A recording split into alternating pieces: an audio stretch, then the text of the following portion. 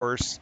We're thinking probably 2 players that will be 6-0. We're thinking we'll have another maybe 5 or 6 that will be 5-1, and then another maybe a 4-2. I tell you what, that last match we just watched right there between Lim and Brown, that might be a bubble match.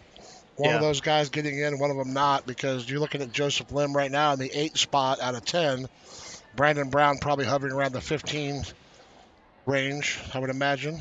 What's good about that game is that 13th. it didn't affect either of them significantly in differential.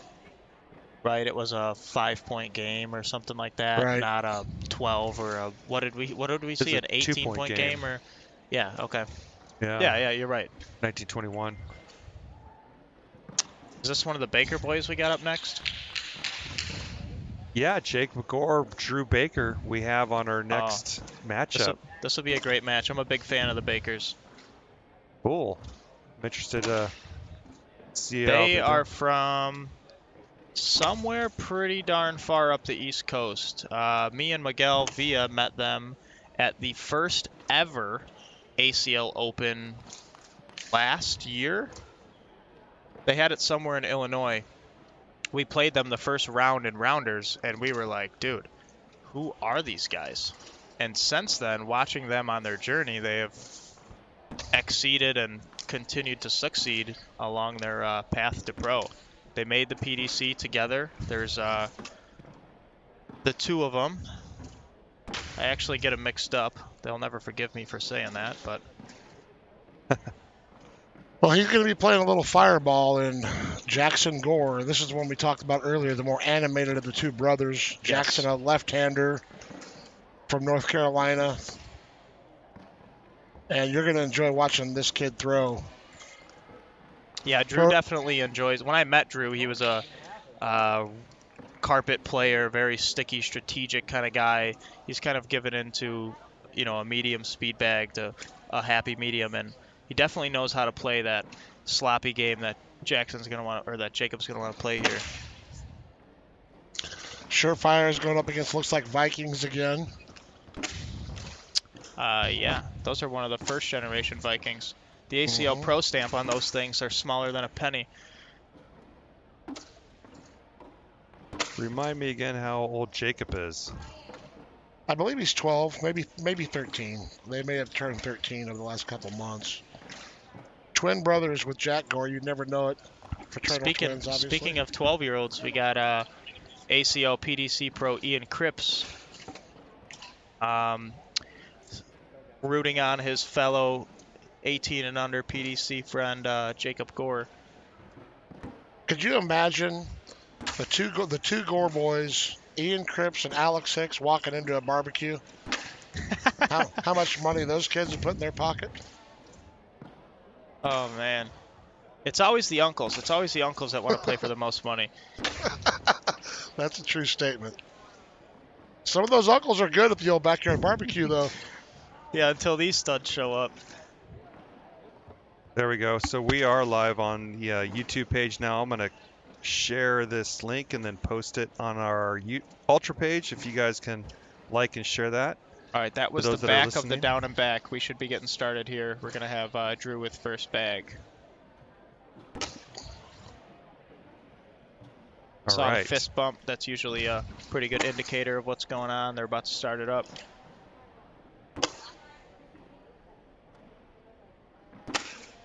Jacob talking to himself, pumping himself up a little bit. Real big backswing on Jacob Gore. Look how far back he goes with that. I think it's a max distance backswing. It's almost got to be for the size of the. I think actually his arms are a little bit bigger than Jimmy Human's. It's pretty close. I'd take Jackson Gore for $5 in a arm wrestling with Jimmy Human's. Who's your money on there? Oh man.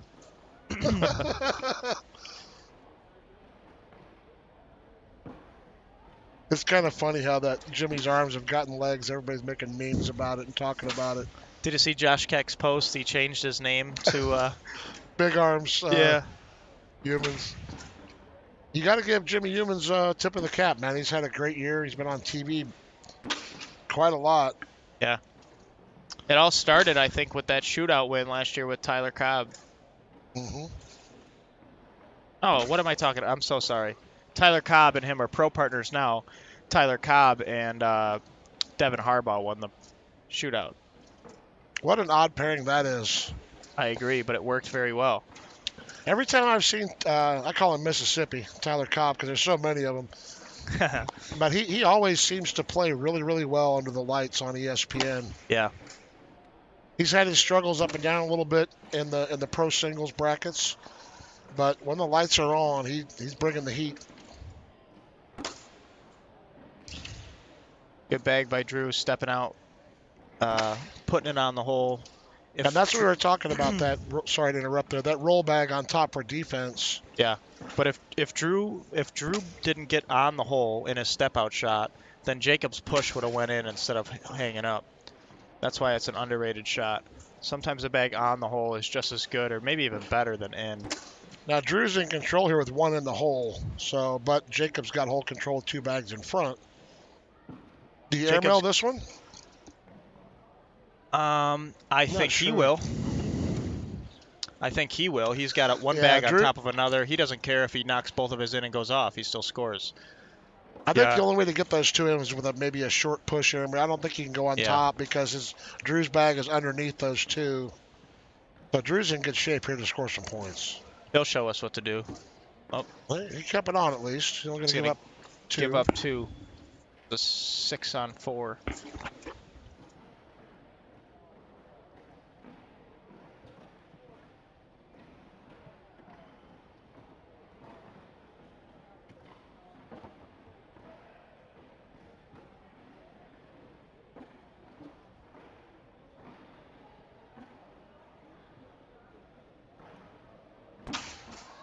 Great start. V block on Jake's side of the hole.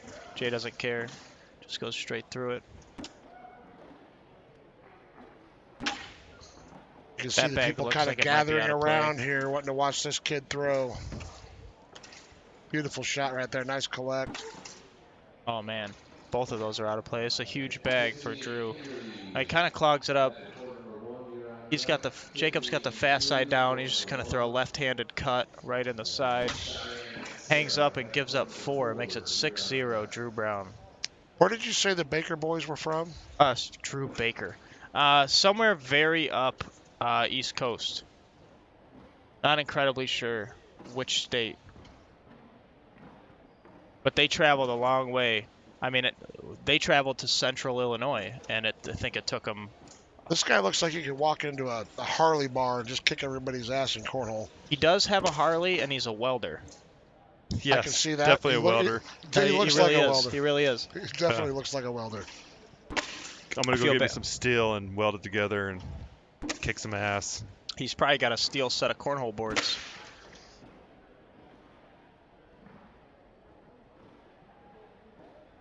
Yeah, as soon as... so these kids, they took down Tier 2... Ooh. The first ever Tier 2 Open doubles with his brother. And so what kind of shot does he do here? I would do an airmail here for sure. I like to roll. He tried to do that with his third bag where he was like rolled around and then he wanted it to go back door. That would have been a really sick shot. That could have been a potential roll drag depending on how hard he threw it, how hard he landed on that bag on the hole. I think the only way he could have gotten those 3 is a high airmail because they were on the sticky side. He had 2 to 1 around the hole there. Yeah. But a roll may have been effective too. He hit it short nonetheless. A lane side V block. And look at that. Left it and put it in. It's actually better that Drew didn't really rotate that so much farther in. One thing to mind you is that Jacob is a lefty. So a bag on the left side of the hole, he's got to basically reverse cut around it. Where a righty would have a pretty standard right to left. Speaking of reverse cut, that was a nice grab right there. And 4 more. Oh, man. All right, let's go. Now you can see the emotions right here going through Jacob Gore right here. Keeping your head. What you wouldn't believe, what doesn't work with most players, which works with these boys, is when they get in their own heads and they start getting very animated with each other, they actually figure it out rather than hurt them. And a lot of players, they get in their own head and they kind of collapse. And these guys, they just lock in. I mean, they probably play so much better with a deficit than they do with a lead. Interesting perspective for sure. We'll see how it goes. Down 10-0. Off to a good start here. They basically talk Ooh. themselves into tightening up, you know? That's what I see when I watch these guys. Chance for some points. Jacob. Uh-oh. Third time in a row. That little cut he's got. Was wishing for. Look at that. 3 in a row. Now he's rolling. He's locked. Oh, it took us a 10-0 lead. If he misses this shot right here and he can get 8 right here, he's stepping all the way out. He might get more if he tries to get too frisky with this. Oh, my. Same shot again. He's going up. Oh. Hey, still going to collect 5 points right here and cut the lead in half. Could have been an 8 spot. Let's take a look at this third shot of his. This is this. Very nice little skip shot right there, right around the block and in. That's becoming a very popular shot right now. See Tony Smith do that. Matthew Creek Killer does that a lot. Whether it's that lift bag, it's kind of you almost tilt it like a cut bag, but just the left side, just the inside or whatever side the bag is closer to the blocker lifts up, and the opposite side stays on the board. Kind of goes in there. You know, it's like almost like a hop a little bit, hop skip.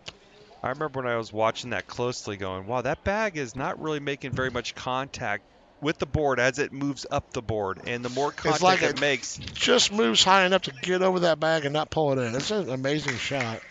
There's 2 more. The momentum switch going on here. Jacob's on the run that he was looking for as soon as this lead kind of became out of hand. He's definitely made it a game again. I don't think he's going to take his foot off the gas either. Real quick, you're listening to, on my left, Tyler Bachholt, and on my right, Mark Isley. And I'm Mark Pryor in the center, commentating from the Bedford Park, Illinois, at this beautiful facility. What's the name of this facility again? It's the Win something or other? I'll have to find it for you. Winehurst Sports Complex. Beautiful building. Wintrust. Wintrust Sports Complex. It is very nice. Good shot right there. Yeah, Wintrust Sports Complex in Bedford Park, Illinois. One thing to note that's so awesome about this facility is obviously the space. It fits all the boards that we need.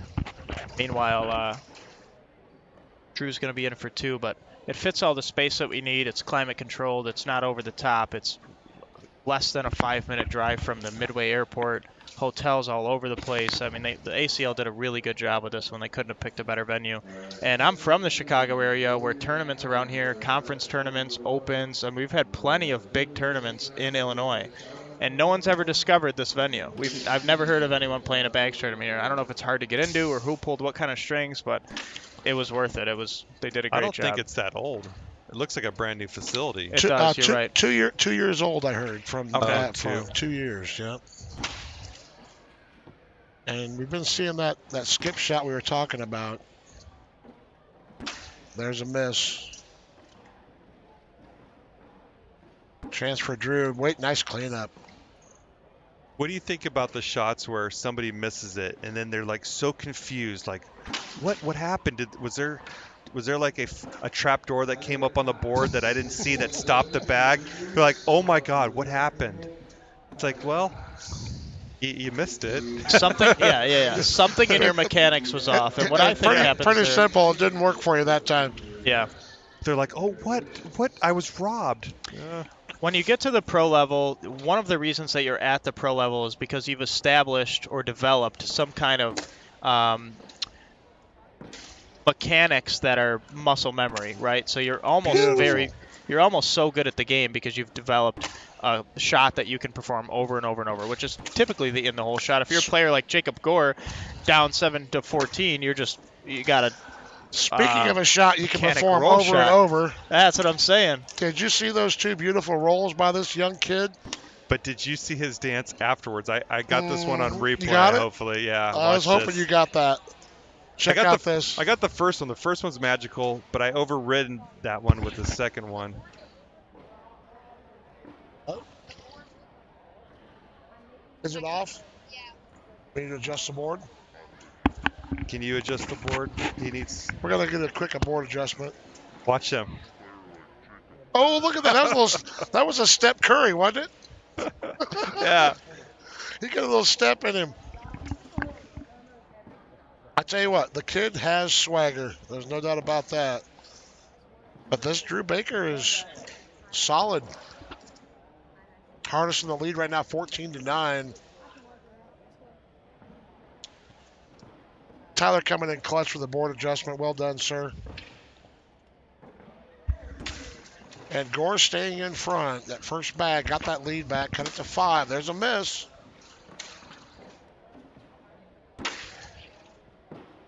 I like that shot right there.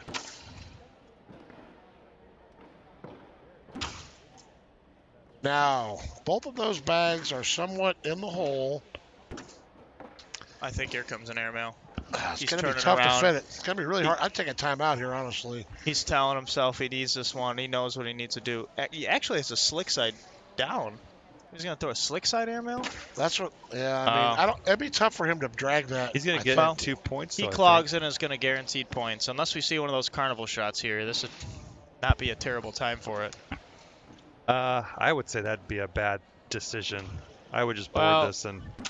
I agree. Boy, that bag almost dropped right there. Did you see it move? Who wants to see that replay again? Watch this replay. Watch what he does after the shot. The shot itself is amazing. Oh, yeah. Oh, that's a Jordan Power shimmy right there. Yeah. It is. That's exactly what it is. A little showtime. That was a Jordan Power shimmy. Nice. Moving into the singles tomorrow, we're going to have Jordan Power here on the court number D, along with a stacked bracket of death, is what we call it, Mark. Yeah. Jay Rubens, and there are a lot of your ultra players on in that bracket. A lot of Great Lakes Conference players in there. I'm very excited for that. It's going to be an amazing weekend. Yeah, he's upset about that. He's upset about that bag, but he forces him to hit an airmail. Maybe he can't really drag it. If he's got a good cut here, he can maybe get around it. He's going around it. Oh, he shoots it and he misses. And that's 3 points right there. We got a new ball game. Joseph Lim puts it on Mark Lopez, 21-2. Talk about the point differential now. Joseph Lim picks up 19 points right there. That might put him in the lead. That surprises me right there that he beat Mark Lopez that bad. Mark Lopez went on a nice run, I believe, in Salt Lake, wasn't it? Mark played really well in Salt Lake. Made the bracket. Good player out of Cali. All right, here we go. And here comes your roll bag. Jacob was down 10-0. Starts talking himself back up. Makes it 14 up. And just won't stop talking to himself. And it works. That's the best part about it. I don't know if it... Slick side again. Oh, yeah. I've seen him do this a couple times. I don't know what his method is or when he chooses to flip it over, it doesn't, but it always works for him. That's a great bag. Goes straight through it. Perfect bag. Slick side with 2 bumpers. Hangs up on the back slick side here. Little teardrop here in the front. Slick side from Drew, but doesn't fall. It's going to be an 8-point wash. It's like Jackson Gore gets his win. He's leading the charge with 47-point differential. Then it's Joseph Lim with 39. Wow. It's interesting. The point differential will be updated, but the record will not. Mm-hmm. If you guys are following along with us at home. 47 after round 3? 3 rounds, yeah. That's an average of... A positive differential of 47. 7 after 3. That's oh my gosh, that's sick. There had to have been a shutout there, pretty close to it anyway. Yeah. 16-point average differential over 3 games. Wow. Look at him moving around. Look at the emotion he's showing right now. He's already discarded the hat. Had the hat on frontwards, he had it on backwards, and now he's taking it off completely. Yeah, if you're Drew Baker at this point, you're a little bit concerned that this kid caught fire. If I'm Drew right here, Mark, what I do is I take my time. I step out, slow the Yep. game down a little bit. Because right now, Jackson wants to play fast. Look at him. He's getting up there. He's ready to go. And there's a miss. I'd be very methodical if I was Drew. I'd slow the pace down here a little bit. This has got to be in the way. This has got to be in the lane. He does a perfect job right here. Excellent shot right there. Here comes your roll bag. Missed it. Now you want to replace. Slick. Even if you go in, you're okay. That's a good shot. Now you're going to see some defense right here. Good bag. Showtime shot. Yeah, this is the unicorn. Oh, he went slide. I think he needed to kind of throw a short airmail and land on him. What do you do here, Tyler? You think roll for defense? Well, it's a roll that you don't really care if it goes in. You're throwing a backloaded bag that you kind of hope climbs up on top of Drew's bag and maybe stops. If it rolls over, it's sick and you got a bag in the hole. But I think that's one of the best bags he could have thrown. Hold on, potential for a 6-pointer. Yeah, it's not going to be game for him, but man, 20. I mean, I think Jacob really wanted to roll up on that a little more. Yeah. Big shot right here. Oh, and off the back. That's going to just be 1 point, 4 on 3. You go from a potential 6 points to losing a point. That's tough. Drew would absolutely wants to have that bag back. He had a good opportunity to score right there. He had control of the hole, 2 bags in front. Just kissed it a little bit too far, too deep.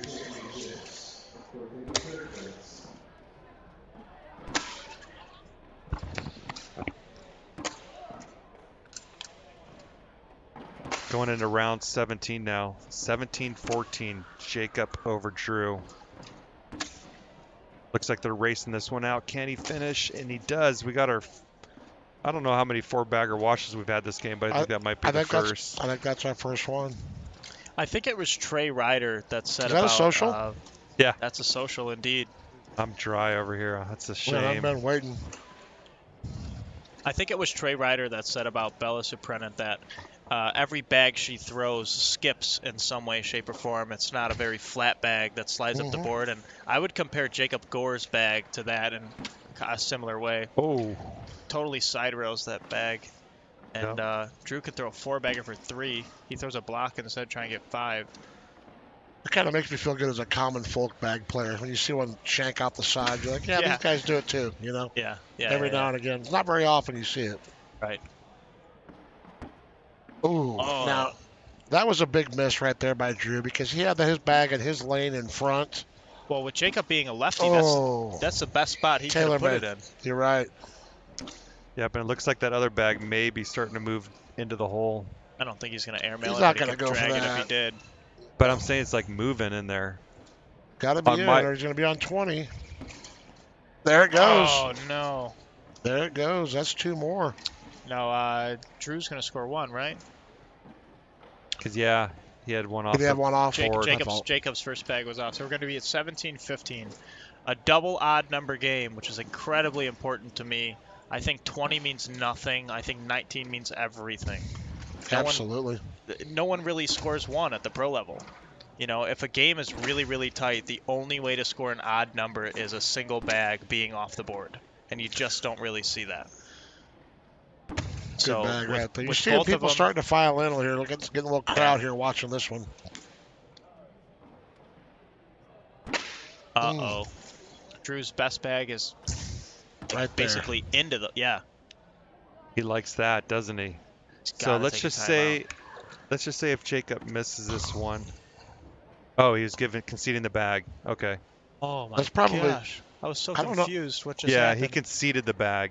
I thought he took a timeout. And then got mad and you don't think he could have collected either one of those bags? I think of course he could have. But I think he was scared in some case scenario that Drew's bag was the most favored bag to go in the hole. If he knocks it in and stays on the board or knocks it in and goes off, he just loses. So I think he...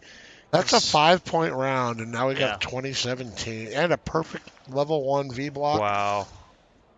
This is where you're going to see the medal of Jacob Gore right here. Jacob changing the music on his player. Let's see if that helps. You can see him a little deflated right now. Let's see if because that roll bag Oh, Perfect bag. Perfect. I would shoot it right away. You put all the pressure on him if you make it. I like that. And he missed it. And that's okay, because he actually pushed his front bag closer into the hole, and he can give up 3 and not lose.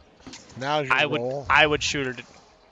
You have to shoot it. That's not. If you shoot it and go off the back, and Jacob can roll in for game. Maybe a bar of soap here potential too. I like shooting it, but you can lose. He got it. Oh my! That's God. a money shot right there. Jacob, that could be it. Jacob can roll in. It'll be a 7 gotta be on. It. Oh man. Bar he's soap. He's gonna have to take 3 for 1 here. That was can't do it. Sick. He's got to bring this front bag in. He's got to get his bag to come off the board and bring in an other bag, right? I told you, man. Them Baker boys are dangerous. Well, it's 9-3 right now. He's got to essentially drag 7-3. Oh, he's a bag off the back. It's 10-3, isn't it? Is it 7-3. Drew had an airmail off the back. Off the back. 7-3. So if he gets 3 to 1 here, 3 for 1, he can actually get 1 point. But this is a next to impossible shot here. Yeah, if he takes 2 for 1. Oh no. And that's that ruins his differential. That's a 9 on 2-7. That's a minus 10 game right there. That's crazy right there. For a game that should have been 21-17, instead a 10-point differential. And I believe that's Jacob first lost. Yeah, which right? I think he'll be okay. But he'll be right. As they say, 10s don't score. Well, minus 10s don't do you very good in differential anyways. Let's take a look at that shot one more time here from Drew here. That was an incredible shot. I think that shot was so underrated because with Jacob having the roll shot that he has. I completely screwed up and I hit the wrong button. With Jacob having the roll shot that he has, if Drew shoots another airmail and goes off the back, all it is a simple roll from Jacob for game.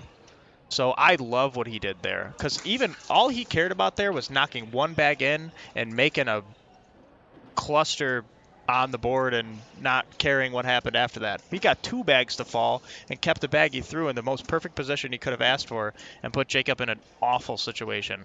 And Jacob loses right there. So many times you see a player be conservative in that situation. I love the aggressiveness there, going after the win. I do too. Absolutely. So right now I'm kind of scrolling through the standings here. It's not updated. So where you see 2-0s, most likely they're 3-0s, especially if they have a huge point differential, just like Jackson does and Joseph Lim does. These games are they're all 3-1. Look at that, Drew Baker. He's going to be 3rd in position here. What about his brother? How's Trey doing? Trey, let's take a look.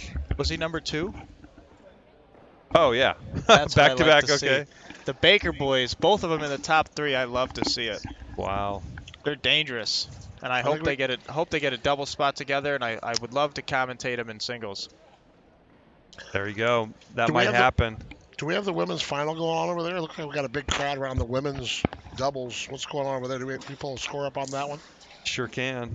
Looks like Cheyenne and Sarah against Cameron and Isabella. So women's has 2 brackets, A and B. Right. And in the A bracket, we have, it's coming down to, I guess Rosie Streaker and Samantha Finley are in the queen's seat. Wow, that's surprising to me. Why is that surprising? They beat Megan Mopp and Kaylee Hunter to get there 22-20, so that was a solid match. Oh, I thought that was the Cheyenne Renner bracket. If they're in the King seat, that must be that's the A bracket. My fault. So right now, A bracket, Tiffany Sparks, Kimberly Glasser's playing Lori Dool and Connie Altice. In the B bracket.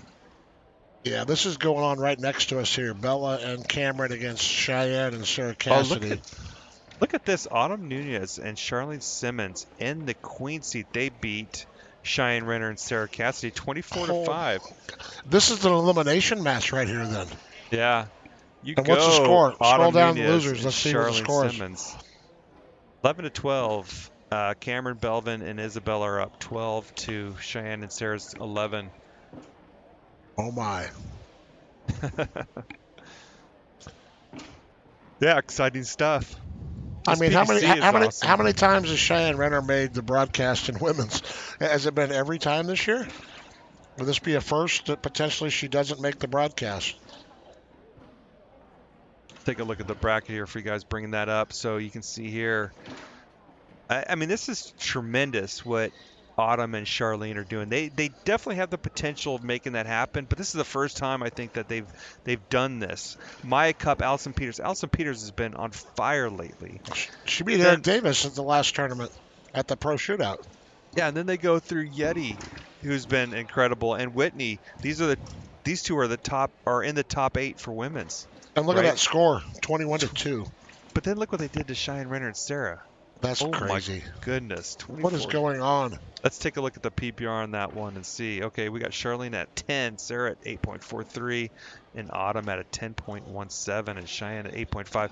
It might be the conditions, or I'm curious to see what's going on. You don't see Cheyenne throwing 8.5 very often. I feel like it got cold in here. You're probably comfortable, but I got a little chilly right there too, honestly. So maybe the environment's changing as we speak. I'm going to take a look at I'm following this along here. Looks like Cameron and Isabella have jumped out to a 14-11 lead now. Oh, look at Isabella throwing a 10.25 with stickiest kind of conditions and sticky. Right? I don't know. Cameron Belvin kind of likes a faster bag, so I don't know what they decided to go with today. Throwing. I'm trying to see. I think they're playing with Cameron's contraband bags, it looks like. I see the flower print. And it looks like Bella's going to score some points here. I see Sarah's bag hung up.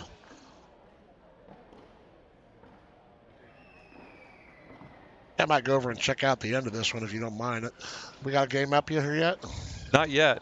Again, we're following the PDC, and we're waiting for round 4 to start up. Oh, we got some results come through here. So we have Jackson Gore at 3-0, Trey Baker 3-0, Drew Baker 3-0, Joseph Flem, Dean Lang, and then onto the 2-1s, David Brown, Steve Samuels, Alan Skutko, Ryan Bishop. Look at the tightness there going to that 10 spot, that magical. Now, if you finish in 10, I think you just get to play doubles. I think that's how that works. That's right, yeah. 9 for singles, and 10 players will go into the doubles. Let's see if we have any 0-2s or 0-3s that you wouldn't think of. Well, so Sarah... wow, that surprised me. Miguel V is 0-3. Tracy 0-3. So they've pretty much been eliminated right there. You get 3 losses, you're probably not going to make the bracket. Matt Allen 1-2. Tanisha 1-2. Jamie Brown 1-2. Adam Acton 1-2. Cito Soto 1-2. Tino, I'm surprised Tino is at that 1-2 level. You can probably still fight back, but you got to kind of win some out here. We said that maybe a few 4-2s will make it. Tyler throwing the sweatshirt on. He got the little chill also. Oh, look, we got our next match coming up. Jackson Gore, Joseph Flem. Yeah, good thing I got a sweatshirt in here because it's chilly. I'm going to tell you. Is that the same game we've already saw round 1?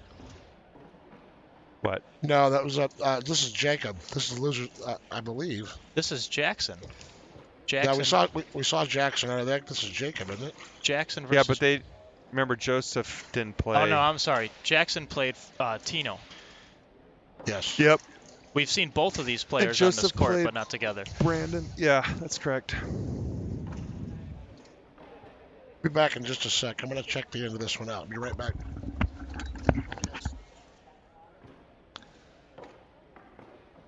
We're talking about the women's, and it's crazy what's happening in this the B bracket where Autumn Nunez and Charlene Simmons has just owned this bracket that has a Cheyenne Renner, Sarah Cassidy. It has 24-5 over it has Cheyenne Renner and Sarah Cassidy. Wow. Yeti Irwins, Whitney Martinez 21-2, Maya Cup, Allison Peters 22-13. So they're on fire. And Combined score of 63-10. Yeah. Yeah, they are working it right now, huh? Wow. So, temperature-wise, it says we're still sitting at 70 degrees, but I think once we sit in 70 degrees for a couple hours, it feels colder. Definitely cooled off a little bit in here. But it hasn't changed the humidity. We're at 57% humidity, right? Yep. 57.4 and 57.2.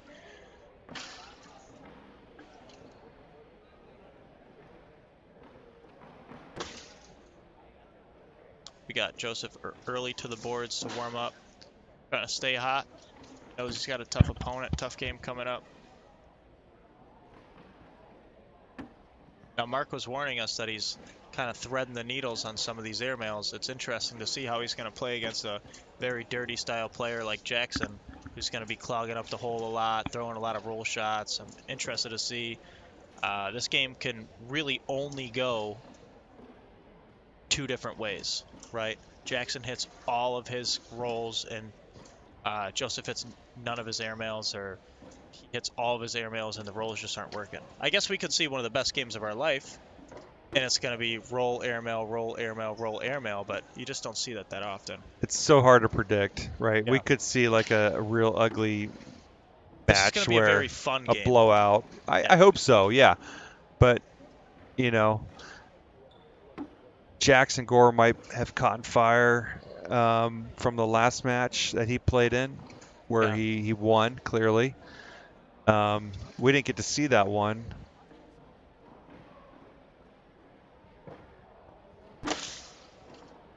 That's one thing about the PDC rounders that I wish they had is like a Score tracker?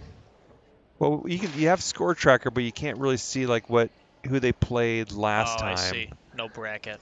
There's no bracket, yeah. Yeah, makes sense.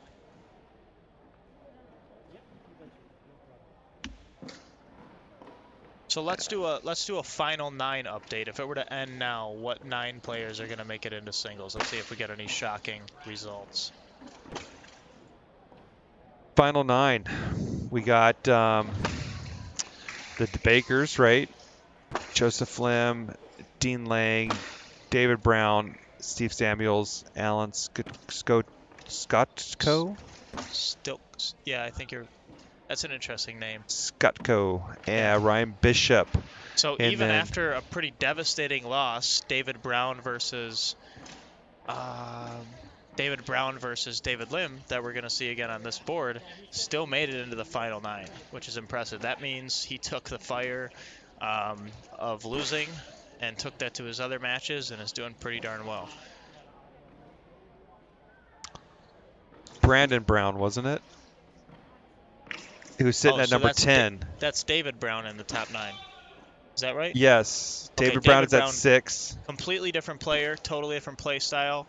Also, yeah, he's a beast. I'm not exactly sure where he's from, but I see him in a lot of the Chicago regionals. I've seen him at some conference events. I saw him at the last year's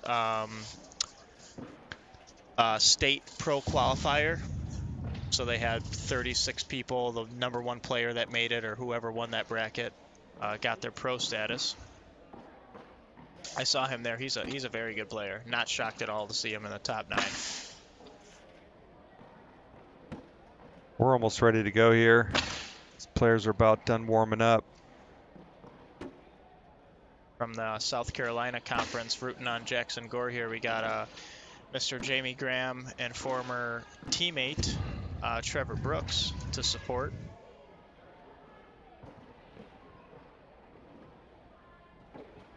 Jackson's excelling so well at the sport that he's got some of the best players coming to root him on. That's awesome. Nobody calls Jamie this anymore, although when Trevor and Jamie used to be friends, if you go back and watch some of the ACL championships from 3 or 4 years ago, Trevor always called Jamie Teddy, and it was for Teddy Graham. Oh, yeah. It was really funny, but that nickname has kind of totally died out. Well, what happened there? Well, it looks like Cameron and Isabella over Cheyenne, Renner, and Cassidy based off of emotion, but I'm not. When I came over here, sure. Cheyenne and Sarah were at 20. It was like 20-16. That must have been a big round right there for the win. Well, Bella's smiling. I see Cheyenne smiling pretty good, so. Oh, it's Bella. I don't know. I'm interested to see what actually happened. Cameron and Bella won at 21-20. They got there a 5 spot on the last round. Wow. So, meanwhile, we've started the game over here. We have a 4-0 lead Jackson's way. Joseph steps out and hits a great collect. Jackson's fourth bag kind of clogs up. Joseph can lay up for 2 or backside for 4. Lays up, gonna make it a 4-2 game. Joseph's gonna get first bag, kind of take a little bit of control and see what he could do. This is going to be a hell of a game here. I think so too. I was telling Mark Pryor, I probably have to reference you guys by last names. We got Mark squared over here. You can just call me Isley. I'm good with that. All right, I like it. I like it.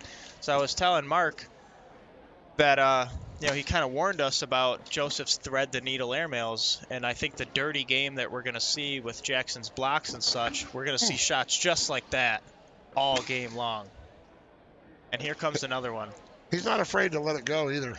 There Hit it it is. again. Boom, Bang. hit it again. Slick feeling side it. down. Kind of himself in there. Still got it. Jack's still got an opportunity for a wash here, but a step out collect would be a huge shot. Wow. Oh Very my nice. gosh. Now he left that bag on the left side of the hole. That makes Jackson's push a lot harder. 6 big ones, lead change. Why does that make his push a lot harder?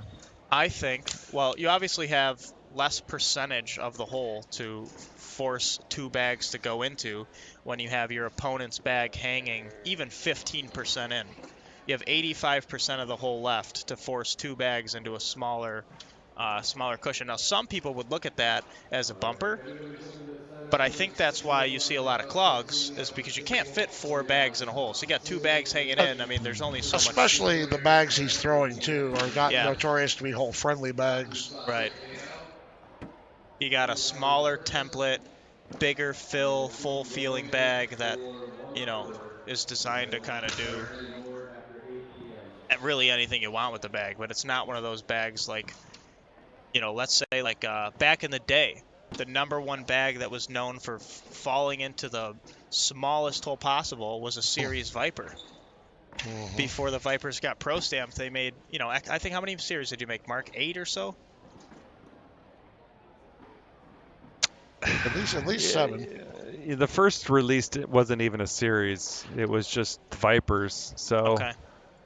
if you I wonder how many happen to of have those Vipers exist. without anything on them, potentially and then those they are the started first doing ones. the Roman numerals on the corner of the stick side, and it didn't make a heck of a difference. I don't think the materials were really all that much different, right? Maybe the fill had changed or something over time, but those were the bags that you could throw some kind of crazy whatever, and it would fall into a 10% open hole on the fast side. It was nasty to watch. I actually kind of missed part of that game, but being a dirty board player, it was incredibly hard to play against. Now, Jack didn't, his facial expression showed me he didn't like that block to start off, but you see what that did. It forced that errant bag to the right by Lim. Lim throws a cut shot and kind of bows his head like maybe he went to go through it. I would have been happy with the cut shot, but let's see what he does here. Oh, bang, and he brings the back bag a little bit closer. Good. See if he Definitely can not going to finish. shoot this. Just going to go in for wash, 10-point wash, and keep the tie. Look at this guy! Oh my gosh! Definitely not going to go for it, says Tyler. And then let's see what Joseph Lim has to say about that. With no regard for human life. Come on, whatsoever. it's a Just- tie just game. He's got slapped him in the 5% mouth. of that bag in the hole, and he does had not maybe care. 2% of that bag was in that hole. Well, no, that wasn't 5%. 5 max. That was nasty. I didn't see the risk reward, but he But did. his airmail is better than his regular shot, though. Yeah, I think Yeah, before the end of the round, unlucky right there. That we bag have 6 should've more went in. bags that need to land on the board before the round ends, and I think Jacob's Viking's going to fall back Unless you get a little nudge. I unless you knew give it a Joseph little was going to nudge. go up there a little bit faster and get that bag to hit the back of the rim. Let's see that cut shot you were talking about here. If he doesn't throw a cut and he throws an airmail, we're going to see a dirty bag, Now especially a you vertical got bag slick like that. side. Missed it. Oh, that's I don't mind an airmail here. I'm not going to lie to you. Maybe even an N1 situation if you can Right. hit Well, it right. that's what I mean. He went for it. Gets it. Oh, no. That's 7. A Gorski bag. That's a 10-on-3-7 spot. That's 15-6. Joseph Lim throwing an amazing game right here. Surprising the commentators to the left and right of me. He's also surprising me as well. I'm not surprised. I tell you what, I was impressed with his medal the first game. This guy's he's playing with an extremely high level of confidence. You can see it. He's letting it all go. I like it. But misses those open board easy shots. That's because he wants to wow us a little bit later with the unicorn shots. Man, that airmail drag was sick.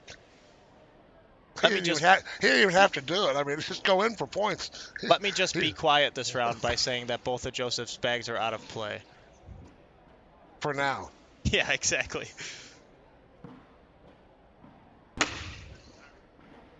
What's up, man? Big Tone in the house. Hey, buddy. How are you, man?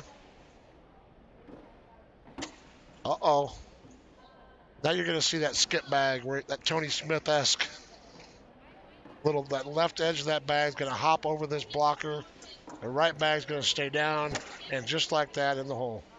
Didn't really have to skip it too much. What you don't want to see here that you see often is you shoot it too far right because you don't want to hit the middle of it, and you go off the back right side of the board. Yep. I know. This guy's done it before. Did you hear that? He called that one. And this is going to be a 9-pointer. I've just seen it too many times. After just giving up a 7-point round, turns around and gets there it is. 9. Makes it 15 all. What a turn of events from both players in back-to-back rounds. And that kind of highlights what I said about the 9-pointer. It almost highlights what I said about the Gore brothers. Is like they almost need a deficit to light themselves on fire before they heat up and make something like that happen, you know? And just look at the body language here. You can see it on both players. Yeah. That was a crushing blow for Joseph, though. And I think that David was a favorite the whole entire game with the conditions involved in the score and yada yada. But I think that Jackson owns the game at this point. That was a great push bully right there. He kind of pushed that bag up the hole, up the board a little bit. Now he wants to do the same shot here, I think. Yep, Joseph can get that bag. He can get it, but he's on full tilt right now. He can get it, but if he doesn't get it, it's probably game. Now, Jackson's best bag is right in front, make him hit a shot, like basically roll on top or in. Oh, beautiful. Goes in with it, but he forces Joseph to be in, otherwise it's game. Yep. Fast side down. And nope. That's a ball game. Night. 15-6 to 21-15 in 2 rounds. And you know what his kryptonite was just first bag open board. And he left it to the left, and then he followed 2 more bags up against that left edge. And just look at Joseph Lim right now. He's wondering what just happened. He had that game won. He wants to set those bags up and throw that push again. I'll tell you that for sure. He was up 15-6 in that game. He was up 15-6 2 rounds ago. And brutal. Jack Gore with the inside the park donut. 21-15. After being down 15-6. Wow. That's why you're never out of it. You know what? 1 round like that, and you're right back in the game. I actually really wish Jamie Graham and Trevor Brooks didn't leave the stands. They would have lit, especially Trevor Brooks would have lit up. If we go and now give you a quick update on some women's doubles here, we have Cameron Belvin and Isabella up 5-0 so far early in this game. That is in the B bracket. In the A bracket, we have Megan Mopp and Kaylee Hunter up 9-8 over Lori Duell and Connie Altus. And Samantha Finley and Rosie Stricker. I know. Sick.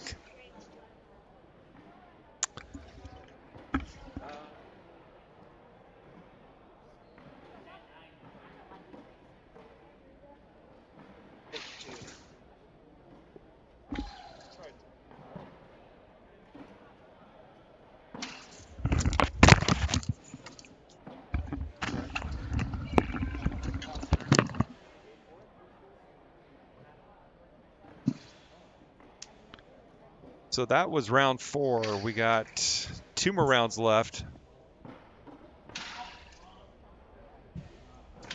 It's a big beverage. Got a twisted tea. Thank you, Mark. Holy crap. That's a Ryan Windsor twisted tea right there. It sure is. Hefty beverage. Like a. You know we don't play. We're serious about it. And that pretty much is going to give. Looks like Jack Gore has been topped by Trey Baker. Yeah. After being 4-0, no, sorry, 3-0 with such a good differential. Well, Jackson he's now Gore 4-0. would- These two are Okay. 4-0. Both those players are still 4-0. So is 4-0 Dean Lang. with that good of a differential. If he Yeah. lost both of the next 2 games barely, I think he would still make it in. I agree. Because you're going to see those zeros on the end of that record drop off here in the next couple rounds. You're only going to have a couple 6-0 teams finishing up. If you're not familiar with ever playing in a Rounders format, the way that Rounders is supposed to work is a 4-0 is supposed to play a 4-0. It's not a random draw every single time. So progressively, It gets tougher. That's why multiple players don't go 6-0. You only get 1 or 2 statistically, right? Because a 5-0 player is not playing a 3-2 player. They're playing like the one of 4 other 5-0 players. You see Brandon Brown coming back up there. He was in the 13 spot. Yeah. Just that one win right there. You're hovering around that 10 to 14 is where the bubble's at. Took the lead over David Brown that I got him mixed up with. Are they related? Or No. it's just a very common name, Very Brown. common name, yeah. Now, you were talking about Brandon Brown being a very... got to win. Talking Puts about him back at 2-2. Brandon Brown being a incredibly, vocal kind of player. David Brown, I don't even know what the guy's voice sounds like, and I've played him in 3 or 4 singles matches. I've seen him 10 to 15 times. He's one of the quietest individuals that I've ever came across. I didn't hear Trey Birchfield speak the first 3 times that I met him. He just sat there and was just quiet the whole time. Windsor's almost the same way.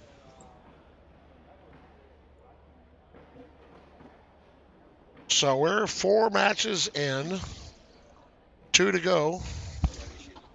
Total of 6 rounds we're doing here.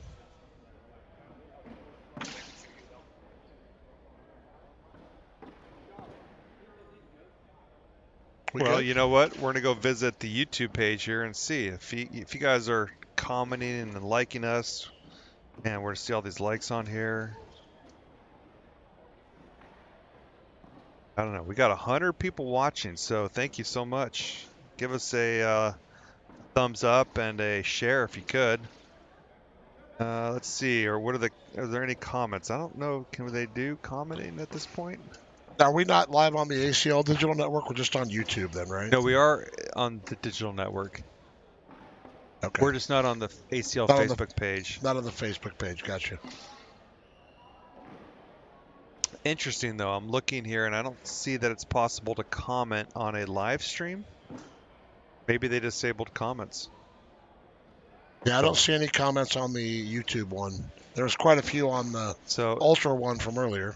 If you want to comment, go to the Ultra Facebook page, and I posted a link to this YouTube broadcast. You can go ahead and comment there. We'll take a peek. If you want to mention anything, get us to our attention. Let's see how many games we got going on here.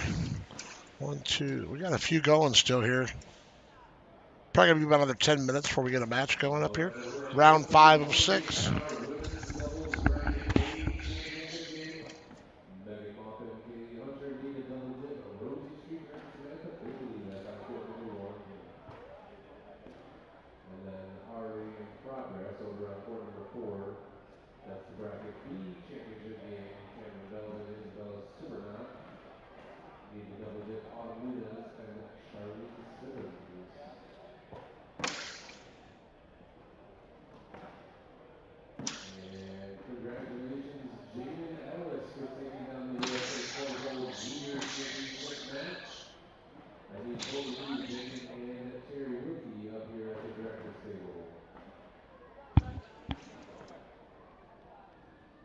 We are waiting for our next round Again, they've played 4 so far. We're going to play 6, so we got 2 more left.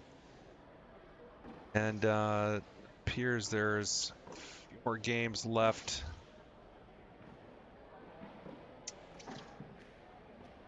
Probably another 5 more minutes. Let's take a look at the bracket. In the B bracket, I think, yep, Cameron Belvin and Isabella, they win the first game. So let's see if Autumn and Charlene can pull together and win their bracket. They played so well. Then they had a little bit of a break being in the queen seat. Typically wait an hour or even 2 hours for your final match. The downside with playing really well, gotta have typically have a really long break.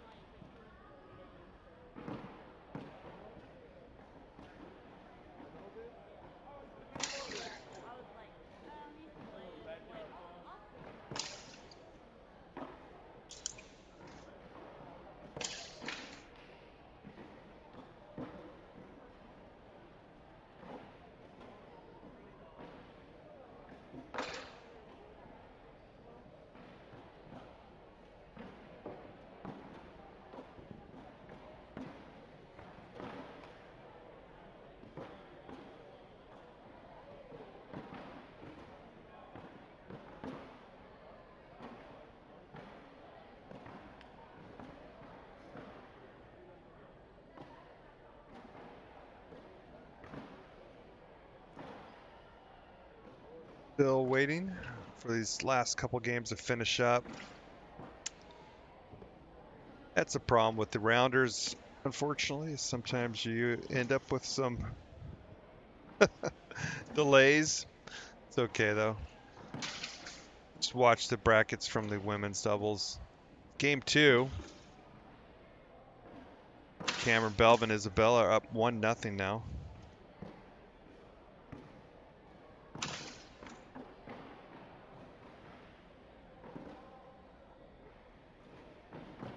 And in the A bracket, Megan Maupin and Kaylee Hunter up 4-0 over Rosie and Samantha.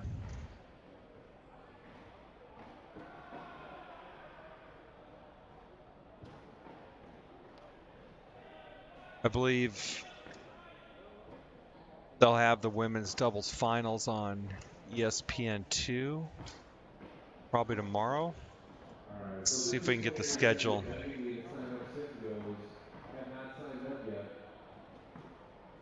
So if you know who you are, get on up here and sign up for the 6 go you were begging for. All right, so Friday we have ESPN2 live broadcast of the Super Hole number 3, prelim 5 and 6. And then Saturday, I know this has changed recently. I don't know if this has been updated, but ACL teams, that starts 1 p.m. Eastern time on ESPN2. Then Sunday, Seeing the women's doubles anywhere there. I think they usually try to fit the finals of the women's doubles if there's time available. So some of the stuff is just kind of in flex with depending on how, you know, what the coverage is available with ESPN. Monday pro doubles they'll have on there, so I don't think I'll be sticking around Monday that late for the pro doubles on that one. That'll be a fun one to watch for sure. That's going to be on the mothership, ESPN. Take a look at the schedule of events. If you guys want to follow along too, just go to iplaycornhole.com. And on that front page, there's a follow link at the very top. Takes you to this page I'm looking at right now. We're in day one. So there you go. Women's doubles, seniors, and PDC qualifier. And then we're going to go on to the ESPN2 broadcast of Super Bowl. Day two. I think this is updated, if I'm not mistaken. They had to switch something around here because of the broadcast. Pro singles is after at 2:30. We'll be covering the D bracket. PDC doubles at 6 p.m. Sunday, PDC singles. ESPN2 broadcast of Pro Singles Final Four plus Senior Singles Finals. There you go. A little more detail in there. Pro doubles 4:30. Monday Pro Blind Draw, and then the ESPN broadcast of Pro Doubles Finals. Oh, and there it is, the women's doubles. So, wow, women's play Friday, and they won't know who is the overall winner until the very last day on Monday. See it in the background there. 6-6 now. Round 6.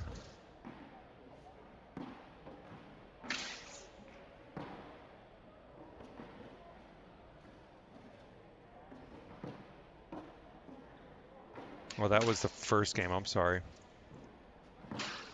So to get the actual stats, you have to go to the score zone and look that up. You can't just click it from the bracket.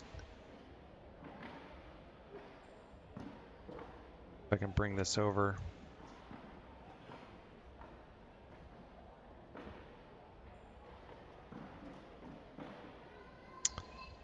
That looks better. 6-6. Autumn throwing a 9. Isabel throwing an 8.75. Charlene a 9. And Cameron 9.33.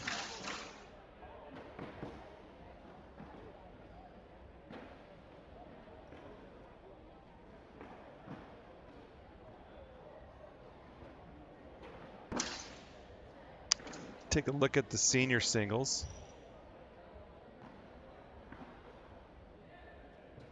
So go back over here. Go to our brackets.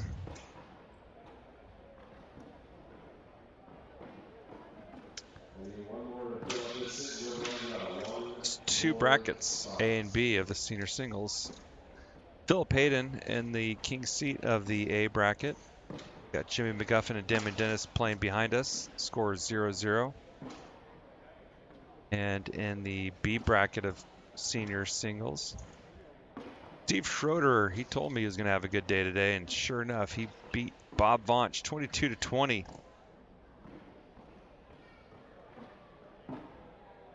Bill Hadley playing Greg Collins right now. The winner of that plays Bob Vaunch.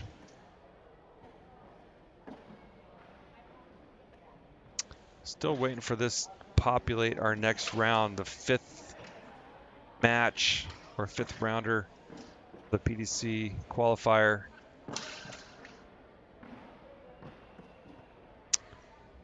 Let's go take a look at the women's. It's Rosie Streaker up, Megan Maupin up, and Kaylee 9-2.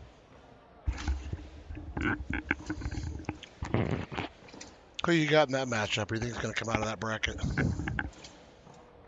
Well, we're going to see a double dip. That's game 1, I think. Yeah, I think you could see at least a go to game 2. I mean, obviously, I think when you have players that wait in the queen seat for an hour or two, they're cold. And I think that's exactly what we saw at the this other one. I'm trying to figure out where that bracket went to. There it is. But now this is a much closer game. Before it was like 22-5 or something, that first game. But now it's 8-7. Now, the winner of that match is going to be on ESPN this weekend. Both of those matches, actually.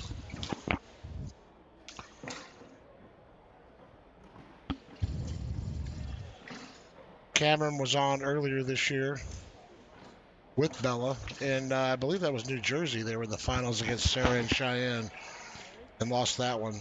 Good match, though.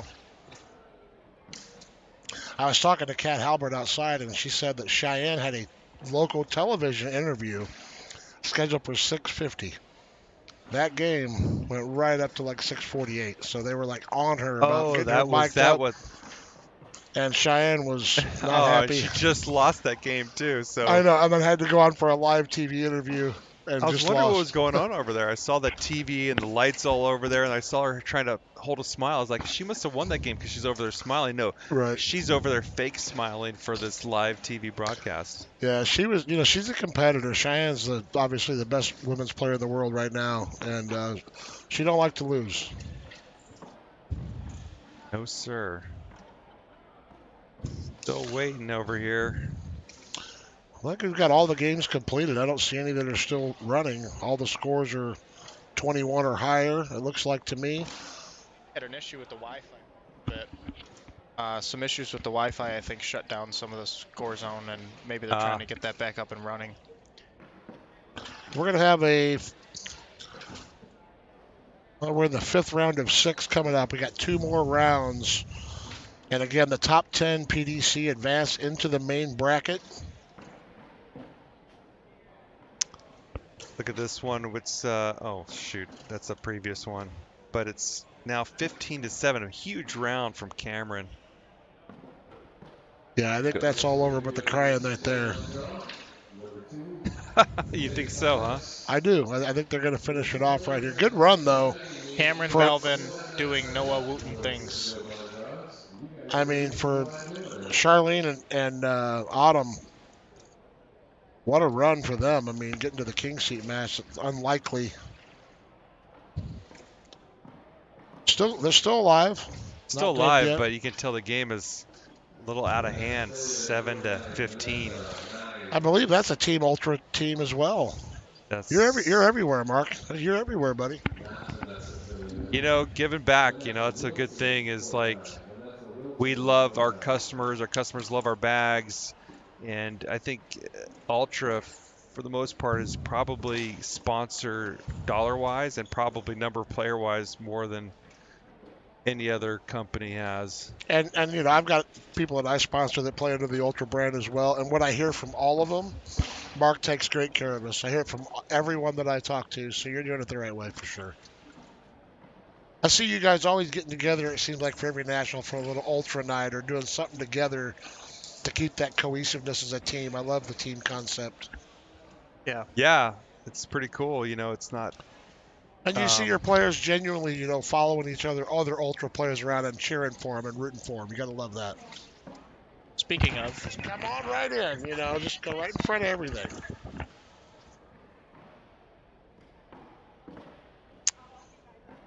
Yeah, senior singles.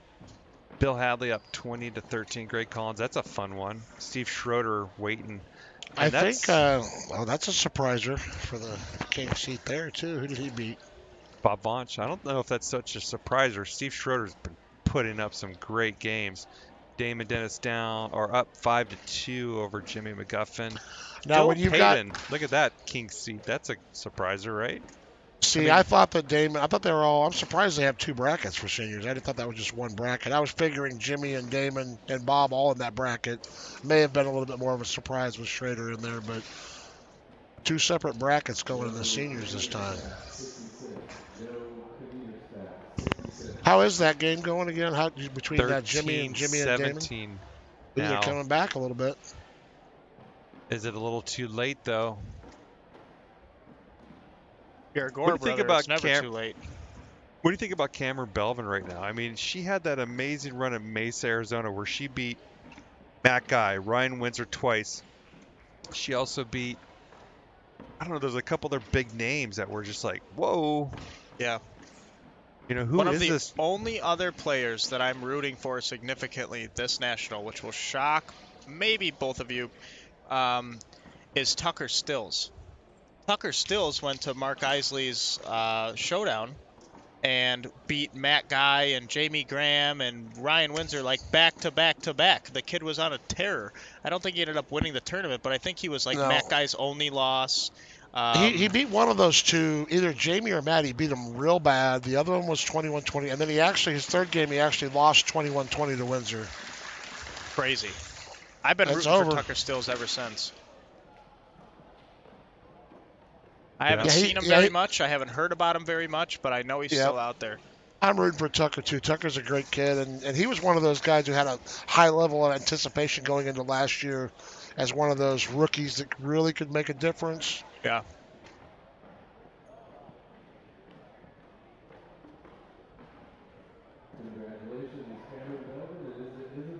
Trey Cameron Birchfield in the Belvin. house. Did they take it Cameron down? Belvin and Bella with the double dip. 2 scoops. Okay. Dean Lang and Jackson Gore coming up for us. We're getting a heavy dose of these Gore boys, and I'm not mad about it. 3 Dean out of 4, Lang. 4 out of 4, yeah. Dean Lang's a stud too. This is gonna be no easy task for Jackson Gore here. He should have a record of 4-0. I guess they're still updating the records. Mm-hmm. Yeah. Which surprises me. That means that Brandon Brown is probably going to play the number 1 seed. No, he already played Trey Baker, didn't he? We have 3 4-0 teams left. So the winner of this game coming up locks himself a spot, pretty much.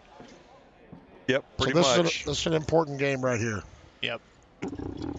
So we got 2 and 4-0s. Even the loser's in really good shape to make it in. Both of these players will.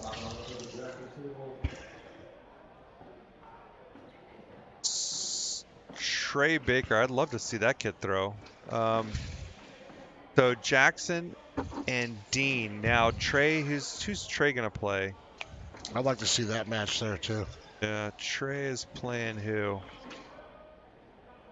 Brandon Brown, Mark Lopez. That'll be that might be a play-in game right there.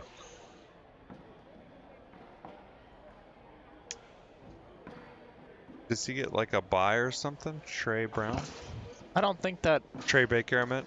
I don't think there should be any buys. Well, they have a ghost in here because they have an odd number, but... Oh, there he is, playing Kenneth Reeves. From Oklahoma. Kenneth Reeves is a good player. Okay. Yeah, look at your 9, 10, 11, and 12 right there, your bubble. That match between Mark Lopez and Jamie Brown, or not Jamie Brown, but Brandon Brown's probably going to be a win and get in.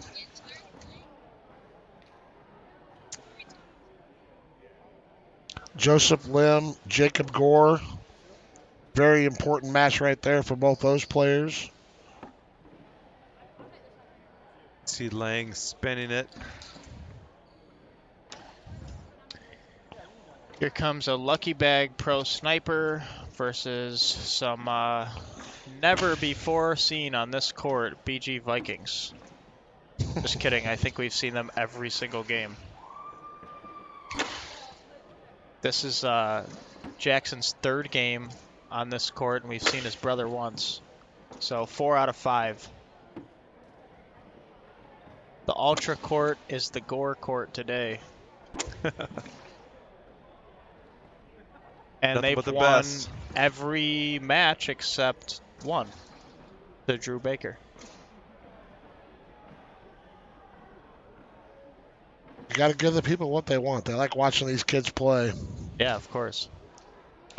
And it's almost not only that they're great, but you kind of watch it for the implosion, too. Sometimes you see that implosion and the outpouring of emotions from these kids. Always makes for good TV. Yep. Yeah, the drama, right? We love drama.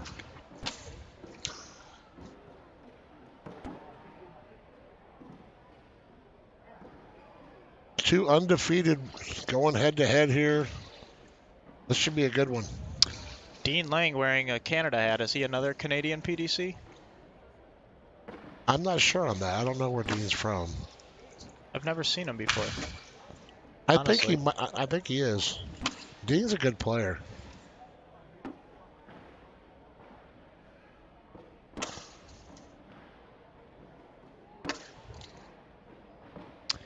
This should be the back of the down and back. If we see a fist bump anytime between now and the time they pick up the bags, it means we're pretty much going to start throwing and we're going to go live. Look at this kid. He got swagger or what? This kid just got some swagger. No fist bump. Probably Mark start- Isley has a collection of sheets that he brings, like the 4-bagger sheets, but these are night night and sheesh and let's go.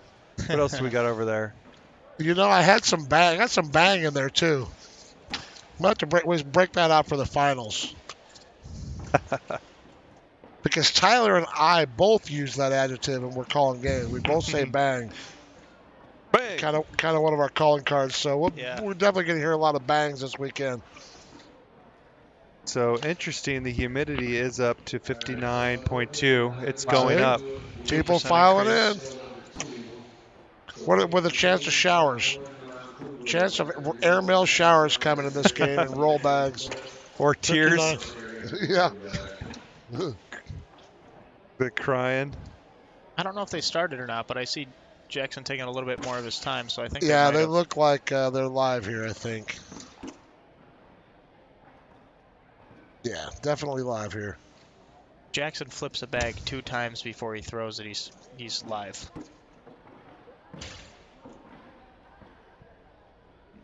Yeah, so look at this. We got humidity as a function of time, and just look how that's creeping up Dude, what from an 52 amazing... to 50. I can't believe I haven't seen that yet. You know, elsewhere. You're a genius. I did not pay him to say that, but thank you. No, he sure didn't, but he's a genius. He deserves to hear it. You know, it's something that we see. Like, people are like, oh, man, these boards are playing so slow. And it's like, you know, Nasty. they're like, what's happening? Well, most of the speed Are of you bags. kidding me? Oh, roll Did you see drag. that? That was very nice. Oh, my Lord. That was a cut roll drag. We went up the right side. Oh, What was my that? Almost Lord. bar soaped. Wow. And he shrugs his Oh, shoulders. man. To What get a away sequence. with giving up 2 there is a blessing in itself. That's a pro shot right there. Look at that. Look how slow it rolls over. But Just enough. So, oomph. was it ill-advised to push through that the way he did, or should he have blocked that? Because he had Well, 3 here's the bags. thing. He had 3 bags. He had a 3-bag bunch, but the front bag was on fast side pro sniper. It was a missed push, and you can't really land on the board without that bag falling.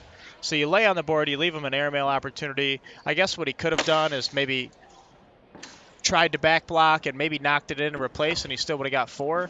But I do like the going through it. He actually bar of soaped the bag on the left. Nice shot. It just ended up falling back in. I'm telling you right now, this kid's going to make a big Oh. run in this bracket this weekend. He's legit. Dean When you was say- a backside airmail. I mean, up until the last national, he was number what a 6. drag. There's another drag right there. The And kid's Fire- another airmail. Is it 4th of July yet? Because Yeah, the no kidding. fireworks are Oh. going. Check out these shots. There's bottle Yeah. rockets flying all over this place right Jack now. still got 3 there. I don't know, maybe it Bang. was Dean's second bag or something, but Man, Like, this as I was is saying, man, before the getting last exciting. national, this kid was number 6 in the world. Had a little bit of a disappointing performance in Salt Lake, but he's going to get a drop that after this national. So you might see this kid up in the potential of the top 5 area in the world as a PDC player, which is just unheard of. that was a great shot. This is probably another roll drag opportunity unless he goes through it. Slick right there. Yep, I there like it it. is. I like it. Same shot, and that's all going to disappear.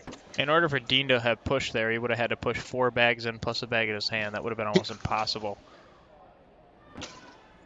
Well, he tried to go in without that bag. Jack pushes him out of play. Dean goes in and gives up 2, makes it a 9-0 game. Now, I think out of the 4 times that we've seen the Gore brothers on this court, this is maybe the only time, minus maybe one other, that they've started off with a big lead. I think we've seen both brothers make a significant comeback, but I'd like to see how they play with a 9-point lead. Maybe they get a little bit too aggressive, take shots they don't necessarily need to, and maybe it burns them. Or maybe they just stay hot, and then we see a shutout. Just 2 contrasting styles here. If you had a camera, you could zoom in on the grip of these players' bags. You're going to see Jack Gore going with a really strong butterfly grip. And Dean almost grabs the very corner of that bag. Yeah. Like he's got just a very small bit of resin in his hand, and Jack like cups that.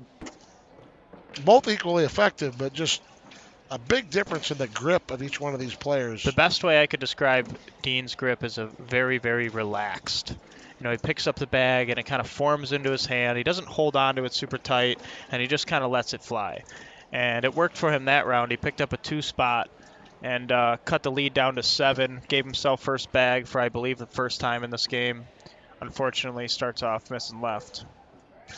But you see where his thumb's located on that grip is at the very end of that bag. And Yeah. when you look at Jack's grip, it's in the very middle of the bag. Big difference. Actually, 23. Who was the player that started the butterfly grip? Was it Harbaugh? I don't know. Kind of like the same debate on the roll bag. Was it Eric Davis? Was it Duncan Clemmer? Yeah, of course. I think Harbaugh might have been the person that gave it the name. I don't remember. Maybe. About a year and a half ago. Jack is in for 4. The slick side hangs up in the left side of the hole. He still gets another 2. He gets first bag back. You got bumpers, and it's an open lane, and Yeah. and you miss it.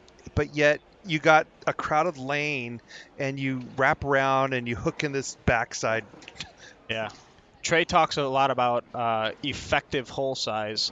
You know, your hole diameter is 6 inches, and with a bag on each side of the hole, effectively you can miss about 1.5 inches right and an inch and a half left, and we'll kind of bump off that bag and go in. So you're talking about a 9-inch hole. We still saw a little bit of a miss there. Absolutely. Just goes to show you when you have that kind of opportunity, for some reason, something mentally happens. Yeah. Where you let up. Right. Rather than grind in, dig in, sink your teeth into it.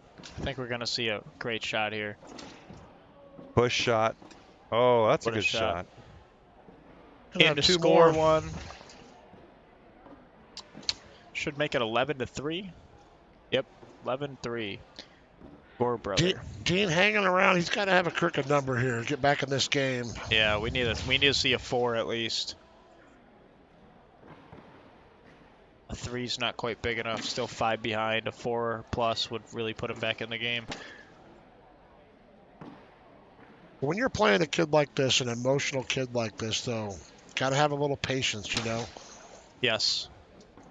Because you just wait. He's going to have a round where he might miss a few off. He could have these kids are susceptible from bigger rounds. A little bit of a short roll back there. Good block. I think Might he's see a step slide out right the here. fast side. Trying to split these bags down the middle and part the Red Sea. Beauty. Very Got one nicely to fall. done. Round's a wash. Ooh, that's a good wow. shot. What a shot. I In can for a see wash or a drag for 2. I think he's going to collect this. No, he does Oh, not. he clogs up left. Oh, he got half of the crooked number we needed. That shot from Dean where he was able to drive that bag in there with a lot of velocity and push his bag in, yet he still has that kind of that flimsy grip. You would think with a grip like that you might lose, the power shots, lose control. You would get like a deflect off kind of shot more often than It was not. almost like a slingshot. He just slung that thing through the air. Yeah. A lot of rotation on that bag too. Cut through that pile. Pretty Great roll roll. right there. This shot is second nature to him. That roll shot, he practices that all the time. I think he's going to do the same thing. He's probably going to drag Dean's, but he doesn't even care. A little deep. And that push shot from Dean was actually really good. He was able to get his bag up and keep them in line with each other. Same with that. Yep. Dean's playing a tremendous game right now. And here we go. He's going to get 2 more here. And to there's go that in full with crooked it. number of the You have 4 to we were go talking through about. it, yeah. Great And he shot. does. Man, he's right in line with his shots. Now, if Impressive. Jack misses this could be big. He does. Oh, man. Did I just jinx him there? No, I No, think that was an because we've seen anti-jinx. So We've you seen- That's what I'm saying right there. Have a little patience, and then he's susceptible to giving up a crooked number, as we were talking about. Now we got a ball game. 11-9. Yeah, but I think these younger kids, they like the faster pace, the harder shots, the more stepping out and the whipping it and The wow. yeah, the wow. shot. Not the you of course we know you're gonna make this kind of shot, you know. And you're seeing Dean over here staying cool as a cucumber, just being patient, taking his shots when he needs to, and he's right back in it. Here comes a roll bag right here. This is going to be a pretty shot. Oh, off the back. There we go. Now if he could have hit that airmail right there, that would have been a devastating. I think if Jack hits this airmail, even just a normal one, I think he's going to kind of flip it over and drag it. I think he's going to roll here. Oh, you're right. Didn't have Just enough, but Oh, he has 2 bags left. I didn't notice that. Well, here comes an airmail for sure. almost maybe even a slick side airmail. Yeah. Backside. Oh, he goes Oh. backside, and he's mad about it. I was gonna say airmail's He's probably still- the right call. He's still going to get a point out of that, though, believe it or not, after that bag off. Yeah. 12-9.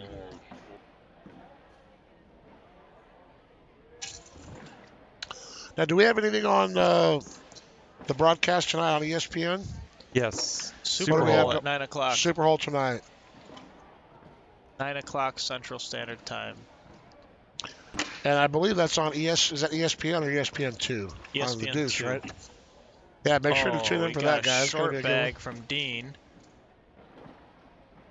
I And thought here he you was go. taking a timeout, but he's just Yeah. grabbing the bag. Oh, but still, nonetheless, we talked about this earlier.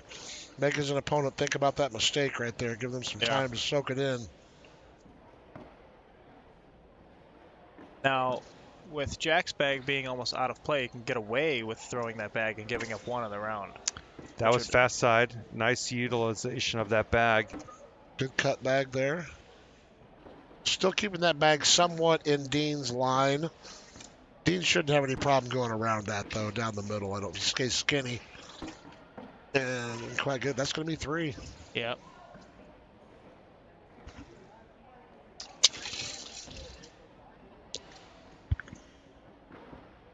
Nice little run though from Dean, huh?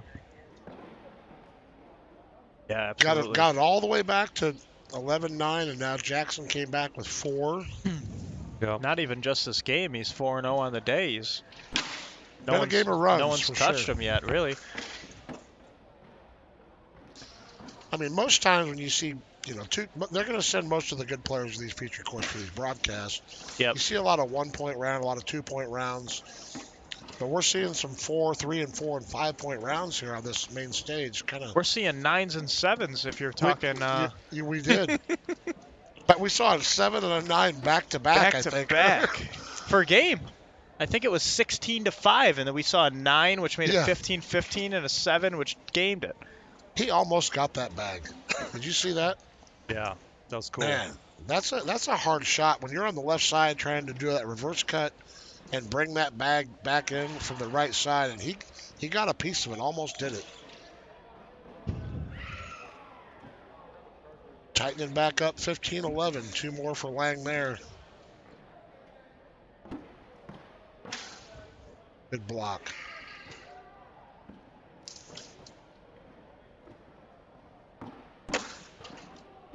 And there's your chance for your bully bag. Didn't bully it, but went 2 for 1. 2 for none, rather.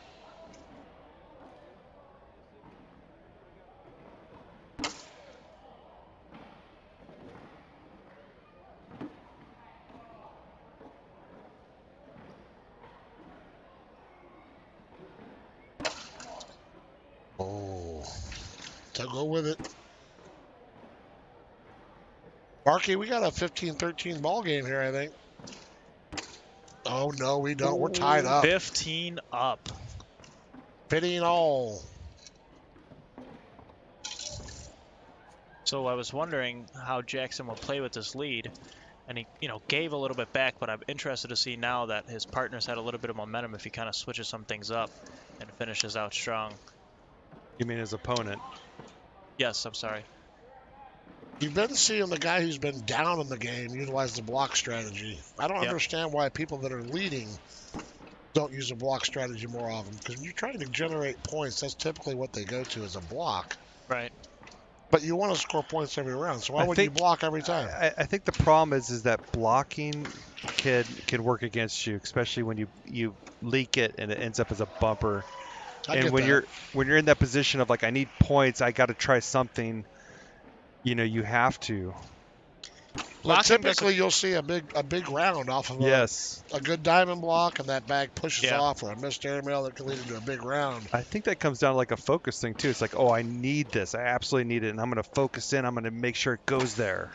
Whereas like, well, I don't want to give up. I'm leading. I don't want to give up a lot of points, and then you try to throw it, and you're like, wow, I just gave him a great bumper. I agree. True. Taking some time here on this one. Going to use a second timeout. Second and final timeout. Now, where are we at score-wise here? I kind of wasn't paying attention. Are we 15 up. I'm talking about on this round here. Do we have anybody off? It's a 5-on-5. Yeah, there's a bag on the back, right? So he can drag, Jack can drag this bag to put him on 20. He can't afford to miss it for a wash, but he ain't going to be happy with that. You're gonna go up here. I think he's, shoots it and goes off. Nothing hurt though. Wash, right? Yep. Wasn't his best effort at a drag right there. A little short. That's what I wonder. Sometimes these flopper roll shot, cut artists, do they lose some of their abilities to airmail because they're not doing it as often? Not only are they not doing it that often, but if you're a player like one of the Gores or Isabella kind of player where most of your bags are landing right of the hole and kind of tumbling into the center area of the hole, your arm is not coming out straight. Yeah. So I think it takes off the dynamic of, where you release and. Yeah, Isabella for sure comes a big swing right to left. Matthew Creek Killer comes to mind as well. He comes way across his body with his follow. Oh, look at that one. Very nice. A roll. And a lot of times you see this roll bag is kind of like the flavor of the month, a sexy thing to do. You're seeing a lot of players that learn how to do this, in my opinion, try to utilize the roll way too much. Yes. They try to do it way too much. When you got a strong airmail game, you don't need to roll all the time. Just like Ryan Windsor's a perfect example of that. Ryan Windsor has one of the strongest airmails. He has a roll shot in his arsenal. And you sometimes see him try it to maybe flop up on top of a bag, or when he's in a tight situation, he can't afford to go off the board. But he just lives and dies by that airmail. And that's one of my favorite parts about him is he doesn't let it run his game. I think he's the best defensive player in cornhole. I don't think anybody plays defense like Ryan Windsor. Very cerebral player. You hear it all the time. He's playing chess and everyone else is playing checkers.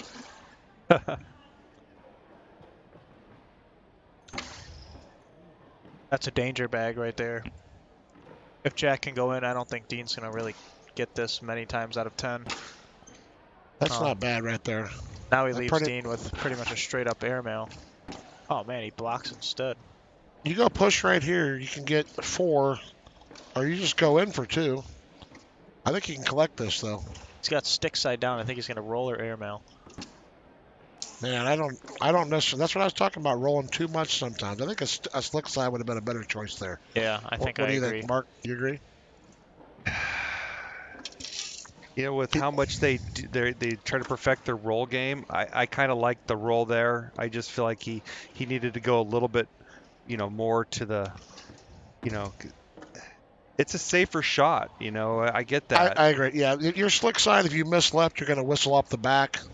But you might knock your own bag in and still score. Right. I just would like to see him be a little bit more aggressive on that with an opportunity to score points. Yeah. But that's to the point when you have players that are so good at, doing roll and cut and flop shots, they do it more often, and they Beautiful. do airmails less and less. And when it comes time to do an airmail, it just looks like it's not really. Now watch this shot right here. This is going to be a skip roll, I think. Oh, airmail. Interesting choice. I only like shooting that if you hit it. If you shoot if you shoot it and you hit it, I'm gonna say I like it. If you shoot it and you miss it, I'm gonna say I don't like it. Now you shoot this, don't you? Oh, he's sliding it. He didn't. He wanted to take one, but I do like shooting it. He'll just get one there, I think, though. Yep. 16, 15, jacks away. I love how a lot of these shots, like, we have like 3 different opinions about like what could happen or what they should do or what we would do. Right. I love that there's just so many different ways to, win a game, Well, a lot of times we'll offer 2 or 3 different opinions, and then the player throwing will do something completely different than what we even talk about. That's when it's really fun. Because when we say what somebody might do is we're thinking about, okay, what are they good at? How do you reduce the risk, and how do you maximize the points? Right. All at the same time. Ooh, there's a miss. There's always going to be 3 kinds of shots: low risk, low reward; high risk, high reward; medium risk, medium reward. And depending on the play style of the player, depending on the position in the game, and all these other variables, you're going to see a lot of different options. He goes slick side down and tries to grab it. I don't think it's coming back. Dean's in for 2 and comes up short on the fast side pro sniper. Both players with missed opportunities there. Jack got away with a wash I don't there like and the still fact throwing his hat. I don't like the fact that Dean kind of just threw that one quick. He didn't. Yeah. He just wanted to get his points quick. I think you have to step back a little bit, take a deep breath, and then get, you got help on both sides of the hole. Right. Bury that.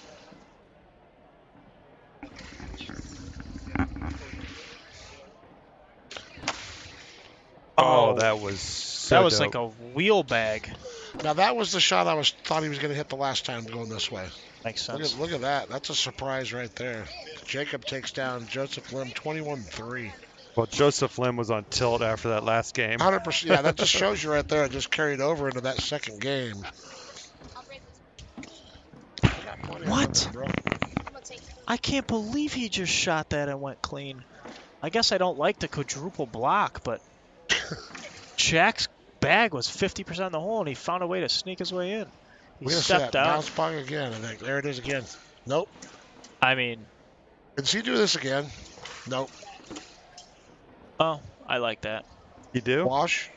I like it because Jack's roll miss gave him a lane. So a slick side through the lane, kind of sneak in the left side of the hole. Let's look at this shot here. Wheel bag. That bag was vertical.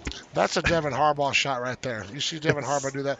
That bag almost went in the hole on the back of the hole. Not the side, the back. Can we see it again? Is it too late? Yeah, we can't. No.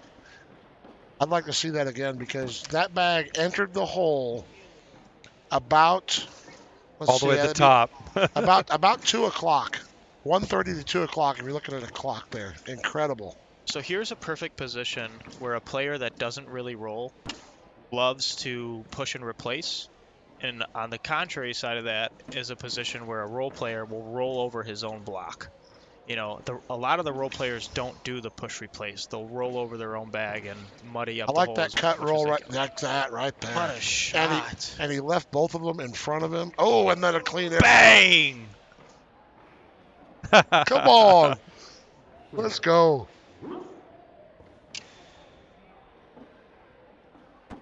Oh, a miss. Still 7 on 5 right now. And he's going to get 2. Yeah, Jack's going to get 2 there. And he's mad about it. I don't think does he realize he just got 2? Because I wouldn't be mad about that. It puts him on 18. Yeah, so we'll take a look at that replay one last time here and watch where the bag lands and then watch how it rolls up. No, that's going in like at 12:30. 12:30. Yeah, that wasn't 1:30. That was about 12:30 it went in the hole. Wow. Incredible. How do they do it?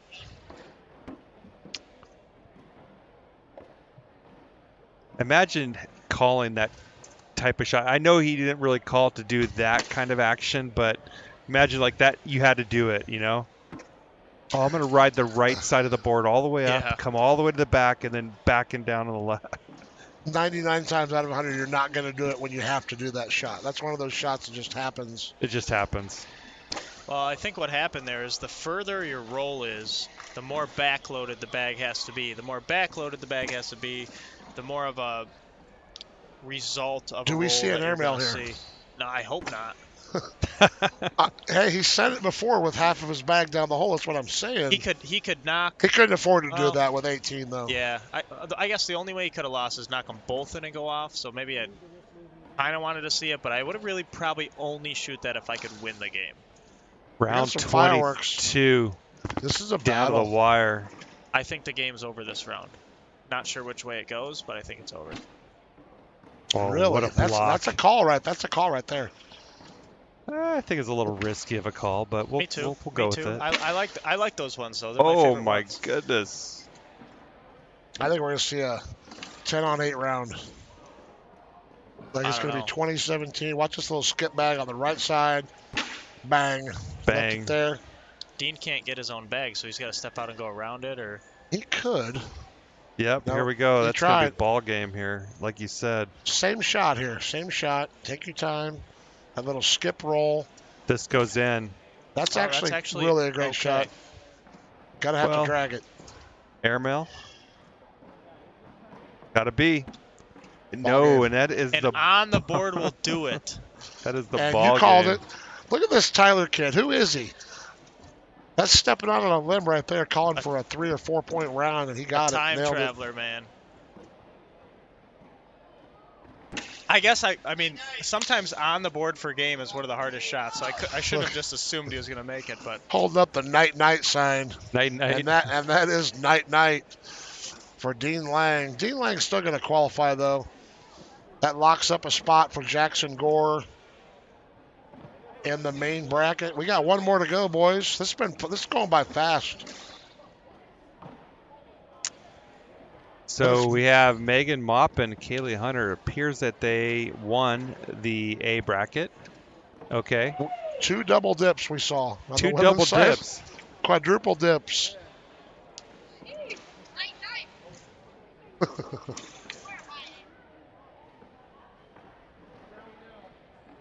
Where you standing at, buddy? I don't know, 6 after What's up, that Mark? round. Okay, Jacob's going to make it, looks like. You got to win your next one. Oh, we got Tupac going over here on the main stage.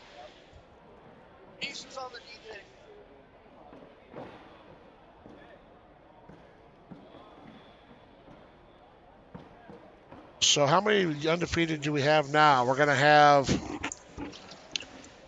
Go up a little bit. Let's see. They had 3 undefeated going in. Got Dean Lang. So who won between... did Trey Baker play his match? Did he win his? Trey Baker was down here a little bit. Oh, look at that. Kenneth putting up a game, but I'm it's telling you, that Kenneth Breeze is legit. Dirty game, it looks like. look at all those 5s and 6s. Mm-hmm.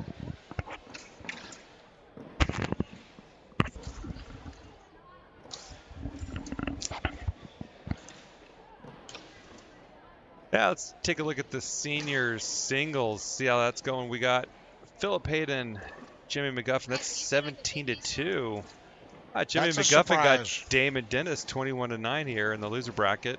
Jimmy's been on a heater lately. He's been playing really well. Does he You know what just throw all airmails the whole time?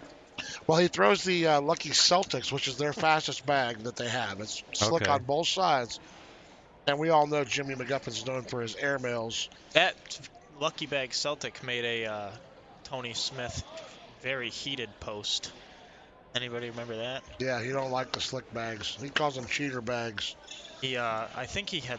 I don't even remember. He might have even won the game, but I think he lost it to Jimmy McGuffin. I mean, Tony's playing Yeah, he like lost. his perfect style game, his perfect blocks, his perfect, and basically they're doing, the slink around the back of the hole and drop in at 12 o'clock. kinda Jimmy's deal. slide game has been, he really hasn't relied, at least one of the matches that I've watched him play this year, he's not relying on the airmail like he used to. He's I'll never forget slide playing right that slide game. Jimmy McGuffin. Slide right Phoenix Jimmy McGuffin in would Arizona have with Josh Lunsford. 40 in a row or something like that. Unbelievable. What about Steve? Open board airmails too. Yeah. Because it was so humid, the bags. I think was he playing with slide rights? Is that what he was playing with? And Yep. you know, how, those of you who've been playing for a while, you know how slide rights are. That's sticky side on a tacky board. You never know what it's going to do. So he just said, "Screw it, I'm just going up top, open board," and he hit probably about 85% of his airmails in that final. It was crazy. Steve Bernasette against Trey Birchfield last season, national Wichita. number 2, Wichita. Yeah, that was phenomenal. Insane. That was a, slinky bag win, I think. Real slippery psychos that he was throwing. Yeah. That was right after the Psychos came out. That was a pretty new bag at that time, if I remember right. Yeah. Yep. That was a great win for Ultra. Wonder I don't even know what celebrities I'm looking for over here. I know we got Jay Cutler. We got Walter Payton's son is playing. Really? We got a very popular.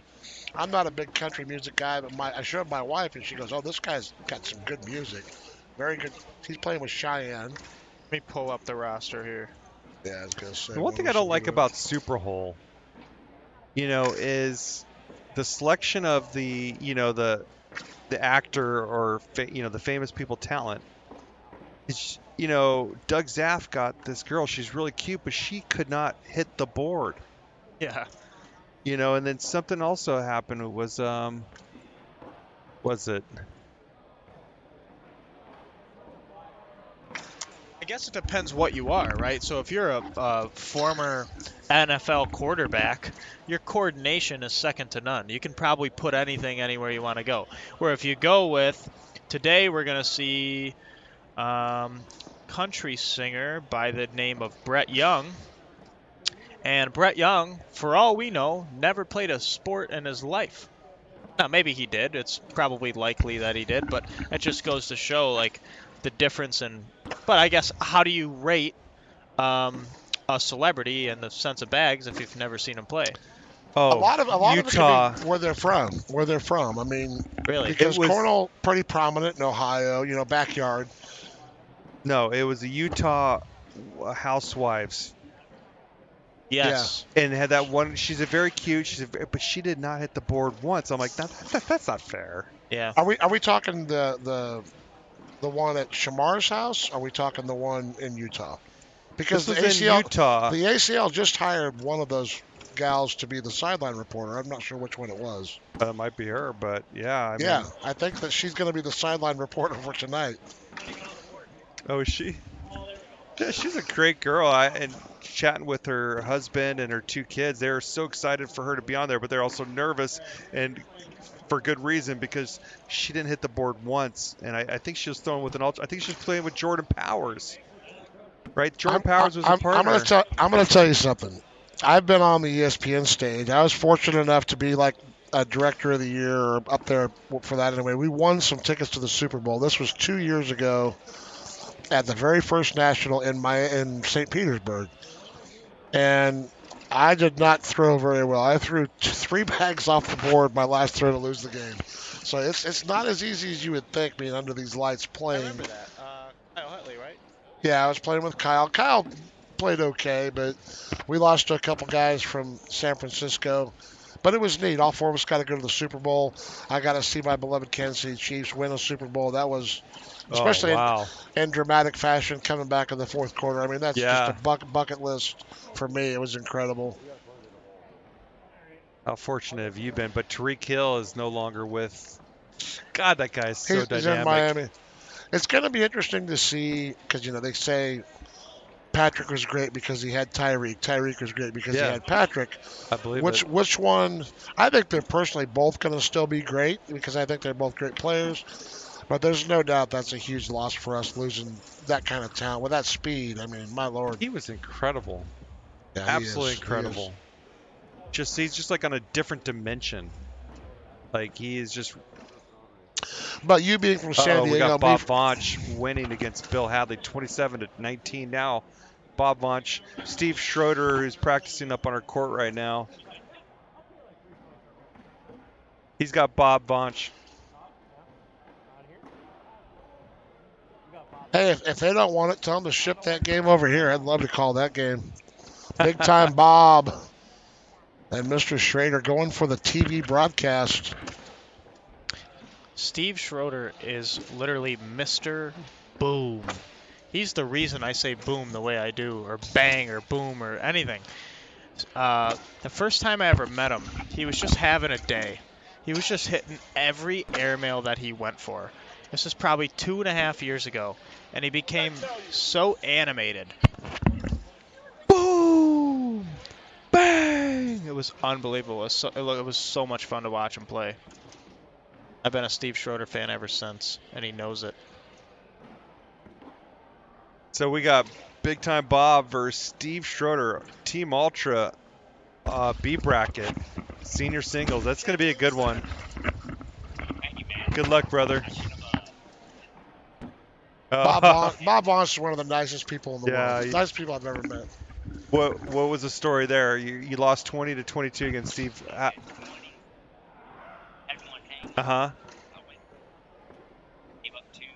Oh. Well, live by the sword, die by the sword, Mr. Big Time Bob right there for you. Now we got Jimmy McGuffin making a little comeback. He was down 17-5, and after that round, he's got it to 17-12 now. He's making a little comeback. Don't count Jimmy Mack out quite yet. He's got to beat him twice, I think, though. Yep, he does. Looking here, they updated the stats. 5-0 is Jackson Gore, and Trey Baker second at 4-1. So the top 9. So he lost. He lost that game to Kenneth Reeves then, because he was up 20-17. Oh, let's take a look and see if that stats are still there. Yeah, 22-20. Wow. Ouch. Steve Schroeder, the first time he really made an impression on me, I watched him play in New Jersey this year. He had a really good tournament in New Jersey. Should have beat Matt Guy. Made a deep run in that bracket with Jimmy Humans. When Jimmy Humans beat Matt Guy and Josh Holland. Yep, I remember watching that. He had a very good tournament in that tournament.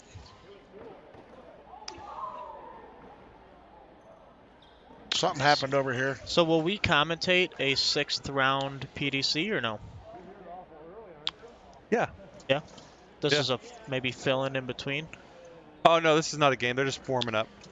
Oh, we're not commentating Bob and Steve, is No. that right? Okay. Now they're waiting for this game over here with Philip and Jimmy. Makes sense. And I can't see it.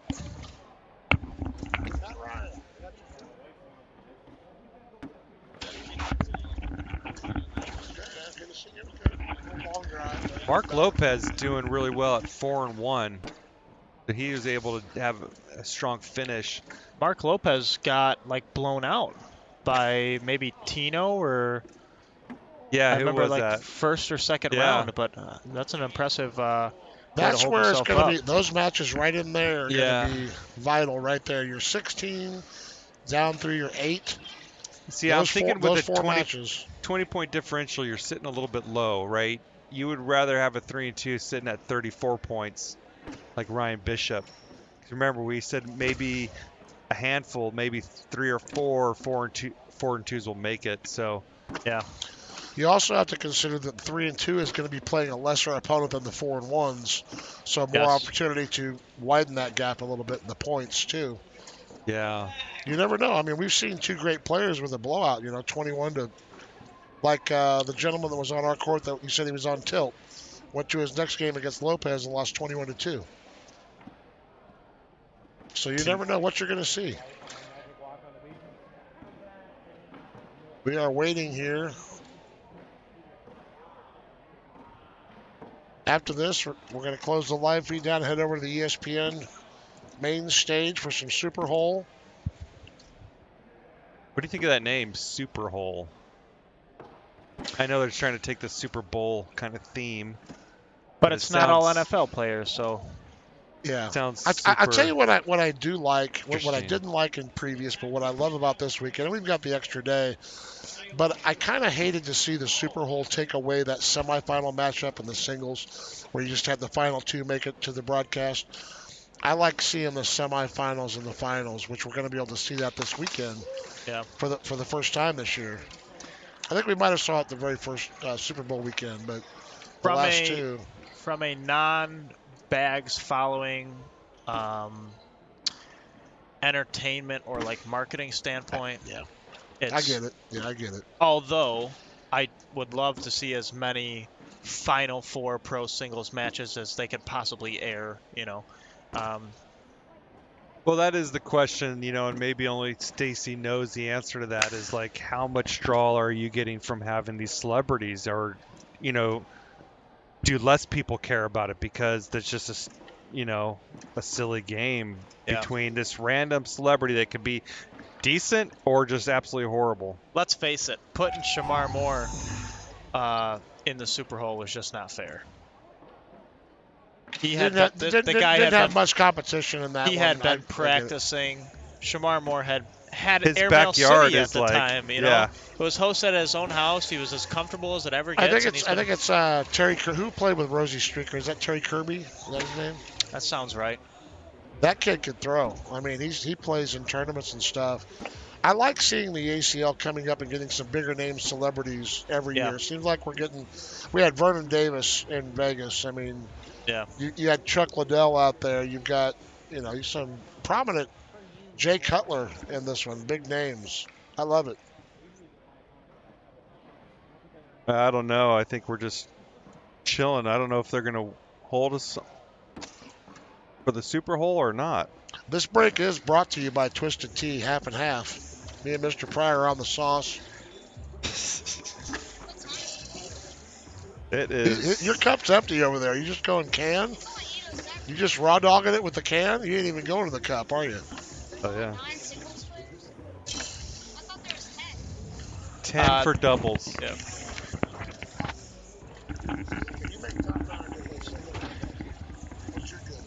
Just win your next one, you got it.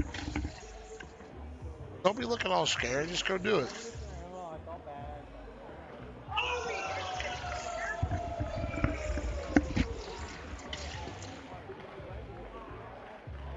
Looks like we just had some action against Philip Hayden and Jimmy McGuffin. What happened?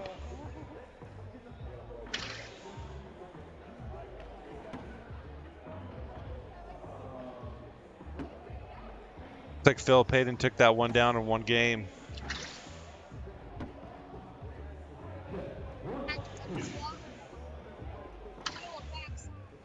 Oh, wow. Backside drag for the wheel. Trey Ryder's super excited about that one. Am I done? Oh, for the Super Bowl? All right, well, I guess we might be taking a break here. I don't know if we're going to ever come back for this one, but they're going to cut the lights for Super Bowl.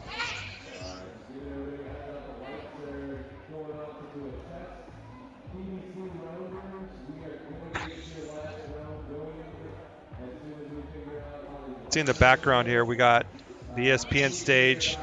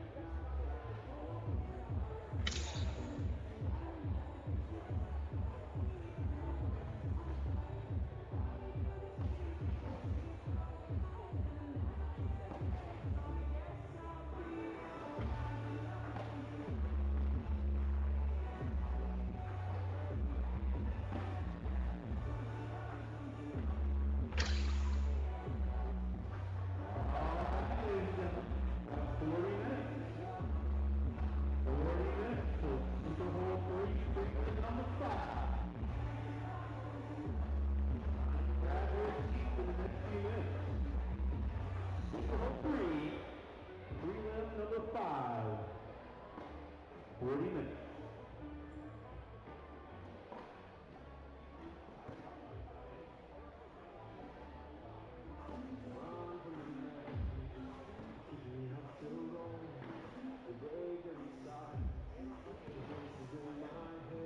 Alright, PDC, please pay attention. I want to explain this 15 times. We are waiting for the lights. And all the testing to be done on the lights. We will finish your rounders. We are waiting for the lights. As soon as that is all situated, we will let you know what's going on.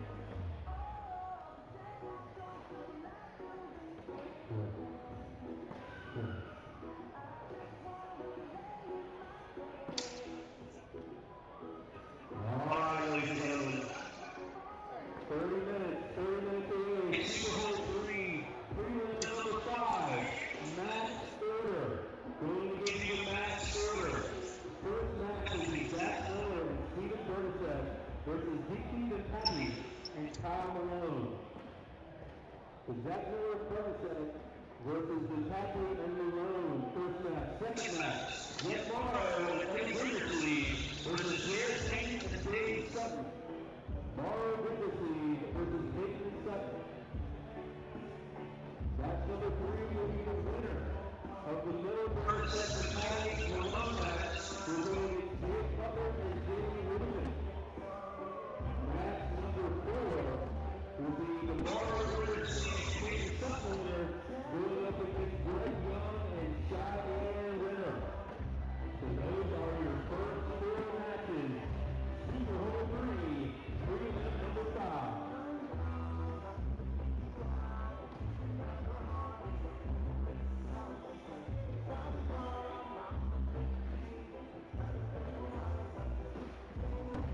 I'm